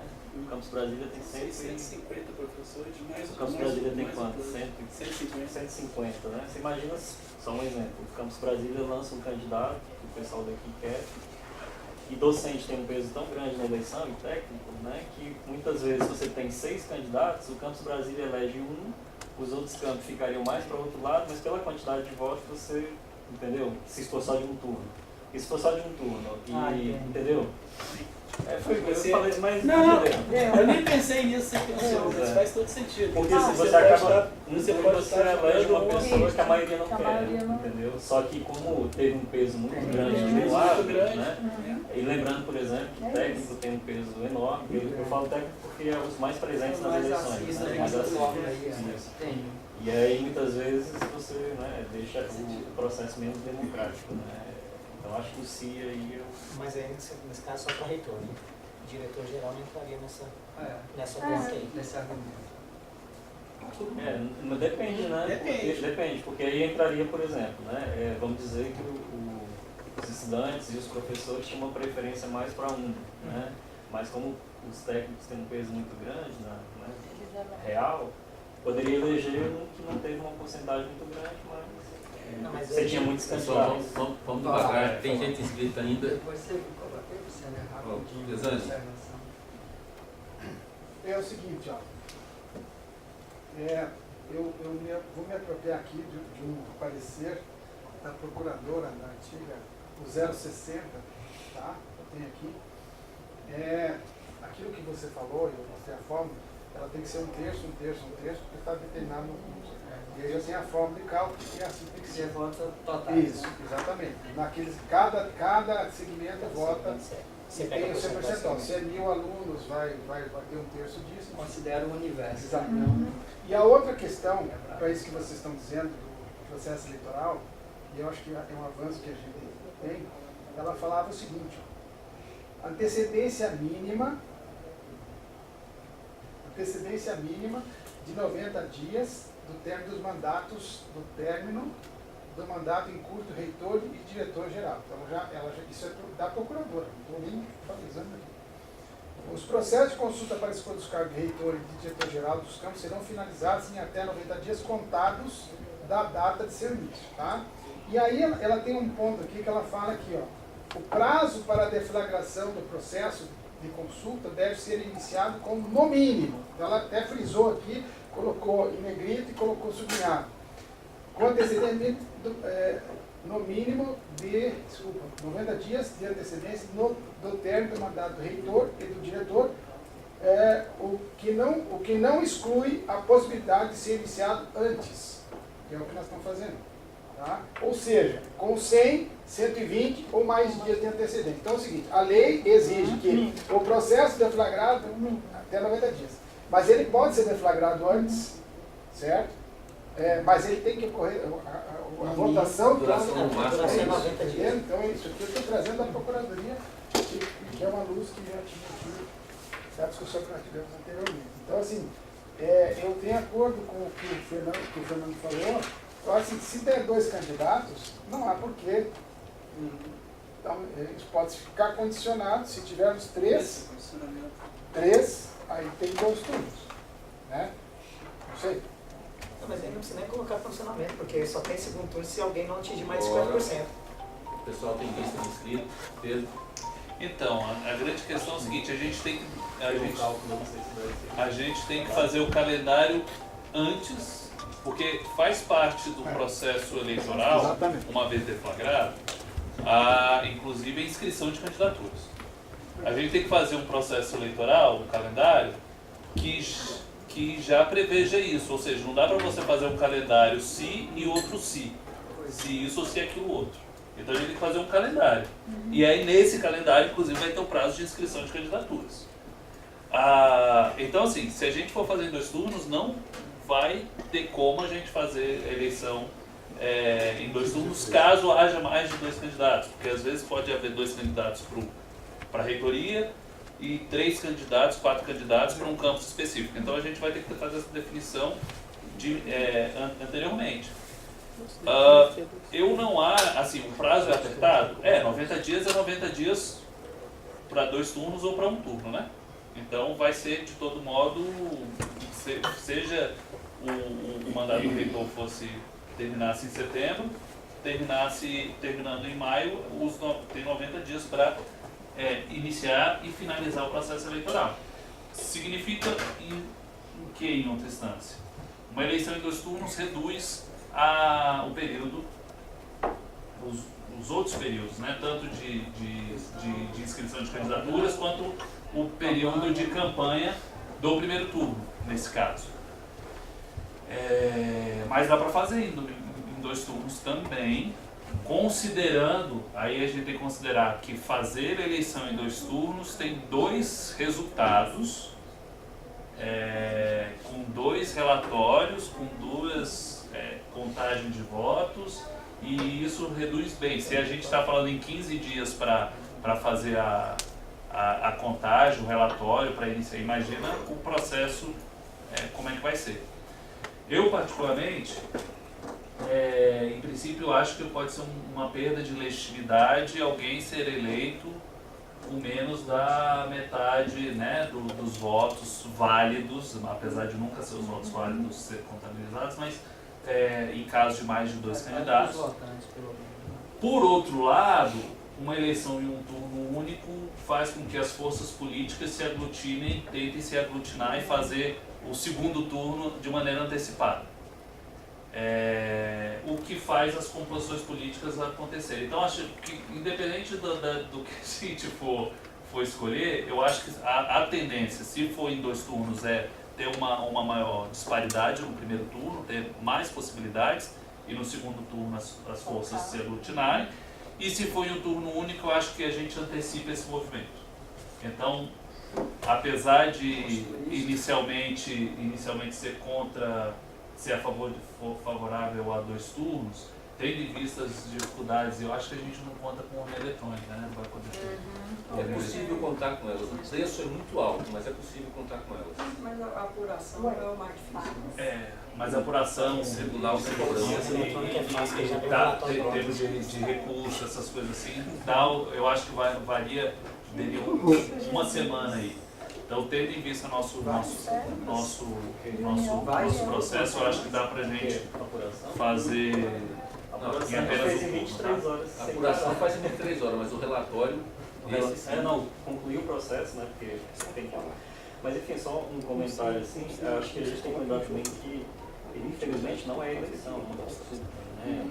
E aí, se a gente manda nomes que não estão fortemente legitimados nesse processo, ou seja, né, o segundo turno legitima melhor, eu acho que ainda dá mais espaço para outras escolhas, porque até onde eu me lembro, por mais que a gente faça a indicação, mas se a presidência da República quiser colocar o segundo colocado, o terceiro e quinto, ela coloca. Não. Nosso caso já vai abrir. Só vai um nome. Só vai um nome. Ou ele põe mas aquele ele nome, todo ele põe outro.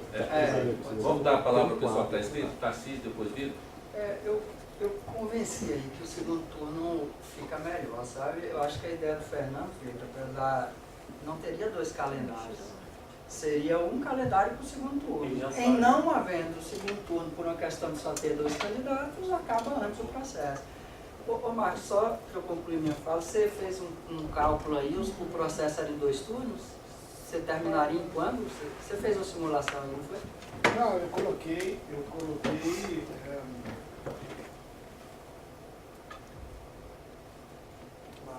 eu lembro que você falou. 3 do 5, não, é assim, contando de trás para diante, 3 do 5, tá? 3 Não, mas você tinha dito que Seria em 30 de abril. terminaria 30 de abril. Não, 30 de abril seria a eleição. Pois é, o que eu acho, concluindo, eu acho é que a gente deveria aprovar 2 turnos na condição que o Dantas falou, em havendo mais de 2 candidatos, acho que isso porque se só tiver 2. Porque se você só tiver 2 candidatos, não tem mais 50%. Não vai ter. Não necessariamente. Vai ter mais de 50% dos votos dos votantes, não dos válidos. Mas não considera voto. Mas não é assim. Só a conta lá que É porque, Fernando, eu lembro que tinha resultados assim, o candidato ganhou por 30 e poucos por cento dos votos. Não, mas o estudo pode haver também. O cálculo e... Não, o cálculo em si, o resultado, vocês podem mudar o resultado. Não, mas beleza, mas não acho que haja discordância não. Você está dizendo que não precisa, mas beleza. Tendo 2 candidatos, um turno só resolve. Isso é meio óbvio, escreve lá. Tendo mais de 2, em um dos candidatos não atingindo mais de 50%, vai 2 turnos. E aí, o ponto que eu quero trazer é o seguinte, a gente já pediria preventivamente a prorrogação do mandato do reitor, porque não vai dar tempo. E aí vai ficar sem reitor, vai ser aquela confusão. Mas esse não é da nossa competência. Não é da nossa competência. Mas aí, se não é da nossa competência, É a decisão do nós ministro. estamos discutindo algo aqui que a gente já sabe que vai dar errado. Não Vai dar errado porque não vai dar tempo de se nomear. fazer 2 turnos, Então, Mas Mas você já passa a gente só vai sugerir que data inicia o pleito eleitoral. A comissão é que vai apresentar para a gente o cronograma. Esse cronograma foi uma previsão que o Besani fez, mas não necessariamente será esse. mas se a gente chegar lá com um nome sugerido em 30 de março, até o dia 7 de maio, o MEC não nomeia. Se fosse 30 de março, não nomeia, gente. A gente está vendo aí que não nomeia. O Luciano sabe que não nomeia. Então tem um problema que vai acontecer. Vai acontecer. A prática corrente nesse momento é o reitor em curso é colocado na condição de pró-tempore. Isso aconteceu na maioria dos casos. Um ou outro caso não foi assim. Mas na maioria dos casos, o reitor em curso é nomeado pró-tempore até que a presidência da República decida quem vai ser o reitor, ou nomeie o reitor. Agora, o prazo para concluir a eleição não tem como dilatar. Em 90 dias e 90 dias já acabou. Não, vai concluir. O ponto é que ele vai ficar 1 mês, 2 meses para nomear, entendeu? Aí quanto tempo eles levam para nomear o reitor pró-tempore? Uma semana? No caso dos caras lá, que foi 1 ano e meio. No caso do Jerônimo, foram 3 meses. O que eu acho é que a gente No caso tinha do que... Flávio, foi antecipado.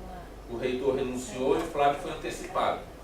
O reitor renunciou 1 mês antes de terminar o mandato e o eleito, vamos dizer assim, ele foi empossado como pró-tempore por 30 dias e logo em seguida ele foi dado como... Então, assim, as circunstâncias são diversas. Não dá para a gente estabelecer uma regra clara. O fato é o seguinte, que a gente tem que terminar o processo antes do dia 3, como diz o Besani. Até o dia 3. O que eu só quero deixar claro é que eu acho que o Conselho devia pensar nisso. Seja prorrogando, seja pedindo pró-tempore, seja pedindo como é que indica outra pessoa, porque o problema vai existir. Vai, gente. Tarcísio, são duas questões distintas. Uma é, a eleição tinha que acontecer em 90 dias. Então Bom, você vai deixar, não é quem faz isso, não é o ó, conselho. não é o conselho. Tá. Independe do conselho dizer o que quer ou o que não quer. Nós temos que entregar um nome até o dia 3. O processo eleitoral só pode durar 90 dias. No máximo 90 dias. Se terminar em 15 dias, ótimo, mas ele pode durar no máximo 90 dias. Então o que a gente precisa posicionar aqui agora é, nesses 90 dias nós conseguimos fazer 2 turnos? A comissão aguenta o rojão de fazer 2 eleições? Contar votos, fazer relatório, refazer. Há um lado conceitual que todo mundo concorda, acho que, não sei, eu imagino que não haja alguém que pense diferente dos 2 turnos, seja uma coisa adequada. Por outro lado, é um lado operacional que é um rojão que é muito pesado. Então aí essa é a decisão que nós temos que tomar. Se a gente vai enfrentar todas as condições adversas do ponto executivo para tornar em 2 turnos, que é o que a gente deseja, ou a gente vai abrir mão disso em função dos problemas que a gente enfrenta no dia a dia e tem um turno só. Essa é uma decisão que o Conselho tem que tomar.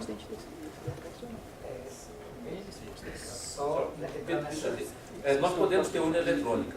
O custo é de aproximadamente R$100.000, mas o tribunal nos cede as urnas eletrônicas. Sem esse custo. Com esse custo. A gente não falar que Riacho aplicou lá, teve eleição no Riacho lá e para eles pagar 100 mil porque usou o Riacho. Pois É, que eles usam e não paga nada. Na verdade tira, né? Porque depois o servidor tudo tem folga e tal. Aí o cara vem e usa e não discute isso aí. Vamos pegar no pé desse. Você liga lá para... Vou ligar lá pra Carmen e falar, ó, é a Rosa. Mas tirando a brincadeira lá, essa questão do primeiro e segundo turno, realmente é isso. Segundo turno, conceitualmente, em termos de força e de legitimidade, quando você tem vários candidatos, você ter o segundo turno é o ideal.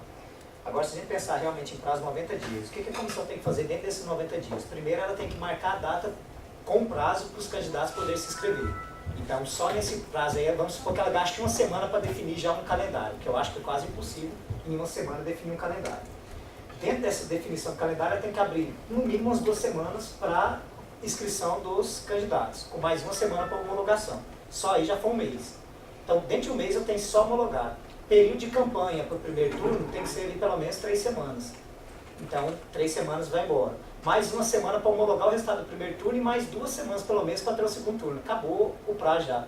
Então, pensando em segundo turno e pensando nesses prazos, colocando os prazos bem chutos mesmo, ou seja, a comissão vai trabalhar 24 horas por dia durante os 3 meses, a gente já extrapola o prazo.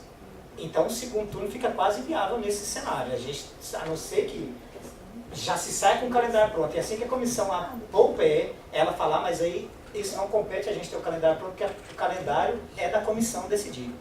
E é isso que complica. Então, o meu complicador no segundo turno é realmente esse operacional, que os prazos ficam muito enxutos e a comissão com muito cansaço. Se a gente conseguisse urna eletrônica, por exemplo, nesse cenário a gente consegue diminuir alguns dias, mas estamos falando em dias desde 3 meses. A diferença também é muito pouca. Claudivan, depois de Germano. Sim, da outra vez, a gente pode até conferir, mas eu tenho quase certeza que nós levamos 2 meses, né, para concluir, porque era fim de ano. Né? E foi a nossa primeira experiência e a gente conseguiu levar em 2 meses, apesar de ter sido muito trabalhosa, mas a gente fez, né? Então eu acho que essa parte, assim, a gente consegue sim, né, concluir. A questão de ser urna eletrônica ou não é o maior facilitador do processo, né? Até porque isso aí é a questão da apuração. Né?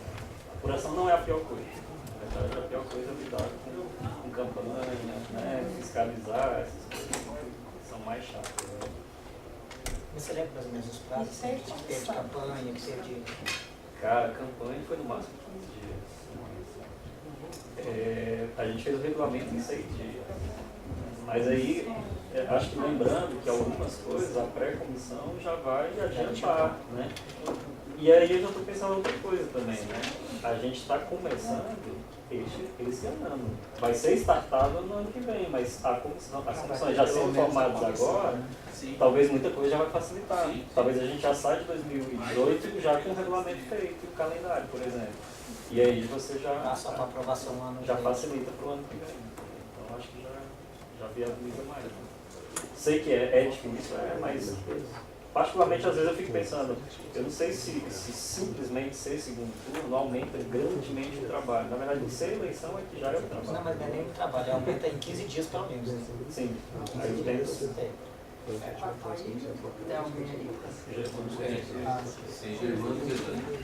queria reforçar a fala do Ivan, que essa já é uma segunda experiência. A gente já tem pessoas que trabalharam no pleito, já tem alguns documentos que foram construídos, que eu acho que foi o mais complexo, construir toda aquela questão de regulamentos, tudo. Eu acho que a gente vive um período da nossa democracia, pensando nas eleições majoritárias, que a gente defende tanto essa... manter mesmo esse poder que a gente tem de legitimar a escolha da população. Então, eu acho que é mais uma coisa até meio que simbólica, a gente manter a eleição em 2 turnos, mesmo que seja mais trabalhosa, pelo que representa para a nossa instituição. Eu acho que a gente tem um momento diferente, a gente tem mais servidores, que a gente teve ingresso de vários servidores no último ano. Eu não sei, eu acho que por mais que seja trabalhoso e a gente enxergue diversas dificuldades, manter em um turno apenas, a gente pode gerar esse problema. Então eu defendo, não sei nem se eu posso votar, se tem voto no suplente, mas eu acho que o segundo turno, manter os 2 turnos seria importante até de forma simbólica para a nossa instituição. Você é titular hoje. Hoje você é titular. Só em consideração, nós temos aqui 2 inscritos, Rezane e Tarcísio. Nós estamos às 16 horas e 25 minutos. Nós temos um colega que depende de uma decisão nossa hoje. Eu queria ver se a gente consegue encaminhar para que a gente possa julgar o processo que vem em seguida. Podemos, após a fala desses 2 colegas, encaminhar? Ninguém mais deseja falar? Ok, então, os 2. Exame Tarcísio. Então, aqui, com as falas aí, se a gente, hoje a gente definir essa questão de 2 turnos, são 15 dias até o final do mês. De hoje até 20/12, que é o fim do semestre, nós temos 65 dias. Em 65 dias, é possível se fazer a eleição das comissões, inclusive as comissões podem ser, de repente, via survey, não sei como. Tá? Se elegeu as comissões, ela já tem esse prazo. E aí, a partir da eleição das comissões, o processo eleitoral se deflagra. Poderia ser feita uma reunião extraordinária em janeiro, final de janeiro, tá? Porque aí já dia 2, ou dia 3, poderia se startando o processo com o Código Eleitoral, tem esses 90 dias para fazer. Então, assim, nós temos os 90 dias a contar de 3/2 até 3/5, então nós temos 90 dias, e sem mais 65 dias. Então nós temos quantos dias? 115, 150. E a conta, porque eu acho que os 90 dias é quando a comissão começa a trabalhar. Não. Está bem claro aqui, ó. Esse deve ser finalizado, deflagrado. Uma vez deflagrado o processo de consulta, esse deve ser finalizado impreterivelmente. Quando você publica o edital, os candidatos podem se inscrever. A comissão não tem os 90 dias. Mas o Fernando me fez lembrar uma coisa, porque existe 2 90 dias na lei. Né? Existe o 90 dias do trabalho, que tem que durar 90 dias, e existe o 90 dias mínimo, né? Exato. No mínimo que 90 dias tem que ser deflagrado, mas a comissão tem 90 também dias a partir do momento. Não tem isso do trabalho da comissão. Tá lá na lei. Não, porque eu estou com a lei aberta aqui. O processo de consulta será conduzido por uma comissão eleitoral e por comissão eleitoral de campos. Aqui, ó, o processo de consulta para escolha dos cargos de reitor e diretor serão finalizados em até 90 dias, contados da data de seu início. Mas não é Parecer lá da procuradora. Outra coisa. Tem que ser finalizado em até 90 dias, esse é o ponto. O processo eleitoral. Isso. Não ao trabalho da comissão. Sim, o trabalho da comissão. É o processo eleitoral, é o trabalho da comissão. Não, mas aí você que tem tem o que ser calendário. deflagrado com no mínimo, assim, ó, a deflagração tem que ser no mínimo 90 dias antes, no mínimo. A comissão terá 90 dias para concluir. Então, quer dizer, no mínimo pode ser começar bem antes, mas ela tem 90 dias para concluir. É isso que ela falou, exatamente. Se a gente fizer a conta certinha a partir de hoje, nós temos 155 dias até dia 3/5. Isso. Então nós temos 65 dias para Eleger uma comissão. Eleger a comissão, eleger as comissões locais, vão eleger a central e ela tem esse período para elaborar o código eleitoral. Então daria para fazer até o final do ano a aprovação do código, certo? No próximo reunião do Conselho. Se essas comissões, a comissão que está querendo dar hoje, vai fazer. E eles deflagrarem isso no dia 3 de 2. Mas ele já Não, só fala. E aí, mas, porque aí no raciocínio do Vezani, se eu não me engano, foi até o Claudivan que falou, beleza, você tem esse período todo, só que acho que até o Claudivan falou, você está no final de semestre aí, você tem isso tudo, para você trabalhar principalmente discente. Será que vai ter esse período todo ou a gente tinha falado há pouco tempo que não teria esse curto prazo agora até o final do ano? Agora se a gente estender para 2 turnos, nós vamos ter mais tempo? Não falei isso. Pessoal, vamos. Nós tínhamos 2 inscritos, vamos garantir a fala dos 2 inscritos para que a gente possa encaminhar. Eu acho que a gente tem que fazer 2 turnos mesmo, acho que os argumentos são sólidos nesse sentido, a despeito que tenha, enfim, né, condições de ser contestado isso aí. Eu acho que a gente deve fazer a criação da comissão aí, a despeito que também possa ter críticas, porque a nossa posição enquanto instituição é muito difícil para isso. Se a gente não tomar uma decisão para resolver o problema, a gente vai ficar até 10 horas da noite apontando os problemas, gente. É a condição que tem. E aí, em fevereiro, o Conselho vai ter condição de pensar sobre o andamento da eleição e ver o que fazer sob o risco de vencer o mandato do reitor e como o Instituto não ficar sem dirigente. Né? A UNB ficou sem dirigente aí 1 a 2 semanas, foi um caos. Né? Não assinava nada, não pagava nada, foi uma confusão. Então a gente vê isso lá. Talvez eu tenha me antecipado, é um problema mais para frente. Se tudo correr bem no fluxo aí, manda para o MEC, com fé em Deus dá tempo deles nomearem. Aí também ainda tem esses outros. Ok, pessoal, vamos encaminhar então. Nós temos diversas defesas, diversas posições. Acho que a gente já está bem esclarecido. Eu queria consultar se podemos fazer uma votação, porque o assunto é polêmico. Vê se tem contraponto, né, ao segundo turno. Sim, eu voto por um. Então tem, eu vou votar. Então tá, a defesa do conselheiro Jesus e em seguida a votação. Não, só o que ele falou que tem um contraponto de ter 2 turnos, eu tenho que ser só por um. Até por conta do próprio risco que o próprio Tarcísio tem essa visão, mas ele vota por 2. Ele mesmo mostra que tem um risco, mas ele mesmo aponta que quer correr o risco. Então, aí eu tenho que falar. Né? eu me convenci no debate. Eu acho que o risco ele é menos danoso à instituição do que as vantagens que foram apontadas pelos colegas. Eu acho que há o risco, sem dúvida. Acho que o Claudivan sabe que há o risco, o Germano também, ninguém está desconsiderando isso. Mas o benefício supera esse risco, vamos correr o risco. Ok, são favoráveis aos 2 turnos, por favor, se manifestem.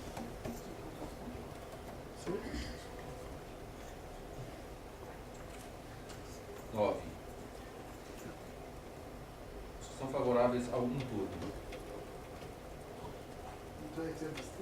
Abstenções?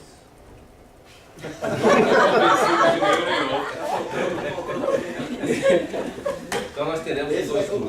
Aí só ressaltar que com a condição lá, que o Vitor já disse que é óbvia, né? Mas claro, 2 turnos dentro da regra que precisa ter 2 turnos. Né? Sim. Se tiver só 2 candidatos, não precisa, né? Se alguém tiver mais de 50% dos votos absolutos, também não precisa. Um turno, Válido? se forem apenas 2 candidatos. Aí é outra discussão. Uhum. Não, eu concordo com você no mérito. Dessa vez é uma forma, né? Tá certo. Também fica claro. Não tem que a gente decide segundo turno. E só haverá. Como você decidir por aqui também. Somente haverão 2 turnos. Vamos ver. Somente haverá 2 turnos se houver mais de 2 candidatos. Se nenhuma for 50%. Se tiver 30 candidatos, o cara sai com 90% dos votos, não faz sentido ter 2 turnos. Eu concordo com o mérito aí. Seguidas as mesmas regras eleitorais partidárias, pode ser? Eu não sei se aplica, justamente porque nosso não contabiliza por Não, não, vale. então, aí eu acho que, porque uma coisa, só para falar, uma coisa é a contabilidade para ver quem é o ganhador do play. Exato. Outra coisa, a gente pode fazer um outro tipo de cálculo, porque não tem definido, Para saber se é dois. importante. Aí a gente pode, eu acho que valeria a pena colocar que para haver 2 turnos, apenas nenhum dos candidatos atingiu mais de 50% dos votos válidos. Eu concordo, acho que E havendo mais de 2 Não é só vai haver 2 turnos, o segundo turno, vai haver segundo turno, caso nenhum dos candidatos atinja mais de 50% dos votos válidos. Porque pode ter 30 candidatos, mas um ficou com 90%, para que vai fazer tudo? Sim. Teve um que só a esposa dele votou. Não, ele faz Ainda bem que alguém votou Essa parte Na eleição passada, eu tive trabalho de gente que cantava não entendeu.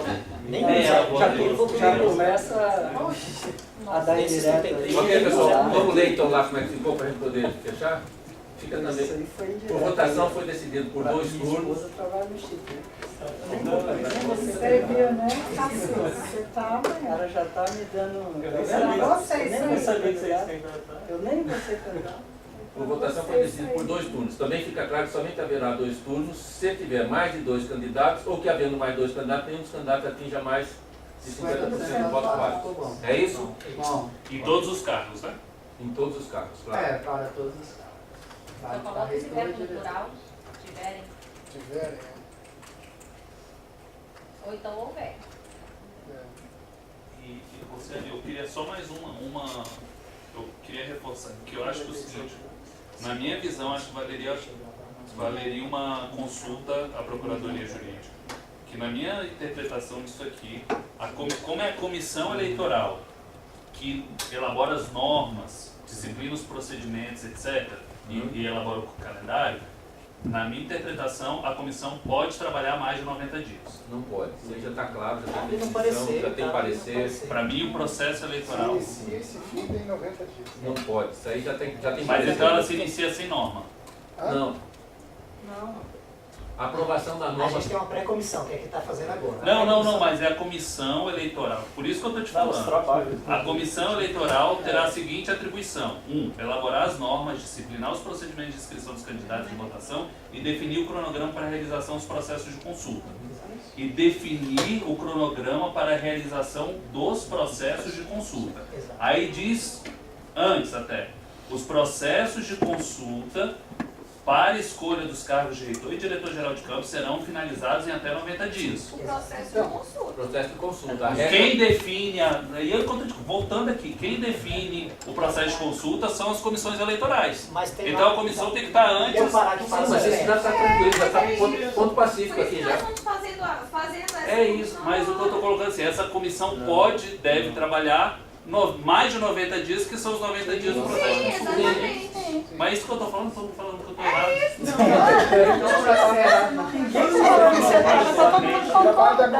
Eu entendo que tem que durar 90 dias no trabalho. O processo de Não, consulta. processo O processo de O consulta. dia que deflagrar, até o dia que entrega o relatório, não pode durar mais de 90 dias. Sim, isso está claro, tudo bem. A grande questão é assim, a comissão tem que começar a trabalhar antes. A comissão trabalha antes para elaborar relatório. Desculpa, elaborar relatório, para elaborar a norma. Ou seja, ela tem que ser nomeada antes. Sim. Mas isso já está de acordo. Mas eu não concordo. Eu acho que é bom a gente conferir. Isso vai estar claro no decreto, que é o processo de consulta que dura Mas o 90 processo dias. acabou de me aparecer, ela fala sobre isso.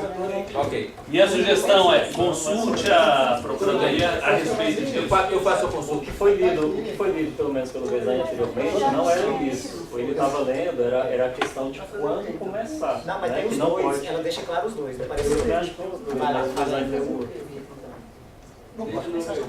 Ó, eu não precisa, isso aqui é um parecer da ex-procuradora aqui. Então eu estou me baseando num processo, numa opinião jurídica consubstanciada, que é o parecer 1060, e eu disponibilizo para todos. Tá? Porque à época eu fui um dos que suscitou essa questão aí. Tá? Então aqui, o prazo para a deflagração do processo de consulta deve ser iniciado com no mínimo 90 dias de antecedência do término do mandato do reitor e dos diretores gerais. Beleza. O que não exclui a possibilidade de ser iniciado antes, ou seja, com 100, 120 ou mais dias de antecedência, que é justamente o prazo da comissão eleitoral, porque a comissão eleitoral, ela elabora... Mas ela não continua, não, isso aí a gente Isso é não outra continua. coisa. Ela não continua falando. Comissão... Mostra-se assim recomendável que seja deflagrado com antecedência maior que a mínima de 90 dias, evitando-se que a superveniência de fatos imprevistos, que tudo foi colocado aqui, que possam atrapalhar o curso do processo de consulta, impeçam a nomeação do eleito no prazo regulamentado. Agora eu peguei. Para esclarecer. O prazo para a conclusão do processo de consulta é de até 90 dias, ou seja, uma vez deflagrado o processo de consulta, esse deve ser finalizado impreterivelmente em 90 dias. Deflagrado o processo de consulta. Observe-se que esse disposto no artigo 3º do parágrafo único complementa o caput no sentido, que é o caput que eu falei lá, no sentido de se manter a nomeação do eleito ao fim do mandato do seu antecessor, não sendo por si só peremptório. Contudo, o que a norma quer preservar é a nomeação do candidato eleito ao fim do mandato do seu antecessor, sem que a manutenção do antecessor no cargo seja indevida. Ok. Em havendo dúvidas, eu consulto novamente, não há problema. Pois não? Aquela data ali, a data é essa, acabou a deflagração do processo eleitoral, ou é a data máxima? É a data máxima. Porque Vai ser um domingo. não é data máxima. Não, 3 de fevereiro dá na segunda, eu acho. Então deve ser escrita como data máxima de deflagração. É porque é o fim das nossas férias, mas Não ser 4. Pode ser no dia Vamos colocar, se for dia 30, é dia 4. Pronto. Não podemos começar o processo nas férias. Dia 4, dia 4 de Dia fevereiro. 4, é. vai dar 80. Não, é data máxima. Coloca a data máxima 3 de fevereiro e dá certo. Só que vai dar 89 dias. Né? Você já contei. Para. Ah, porque fevereiro tem. Não põe 4, não, deixa 3. Deixa 3 para dar os 90 não dias. dá, só tem que ver aquela questão, porque se é 3 de maio ou se é 5 de maio, particularmente acho que é 5. A data máxima Para para deflagração. Pronto, o processo eleitoral. Isso significa que vamos ter uma reunião na primeira semana? Significa que a gente vai ter uma reunião na última semana de janeiro.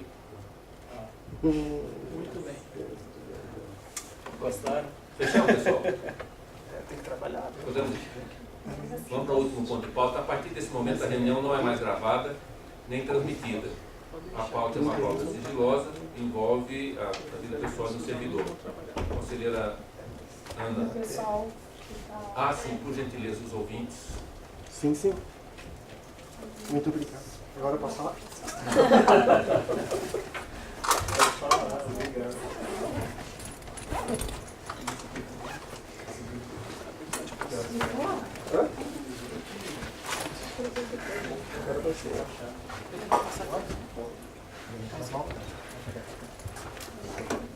Obrigado.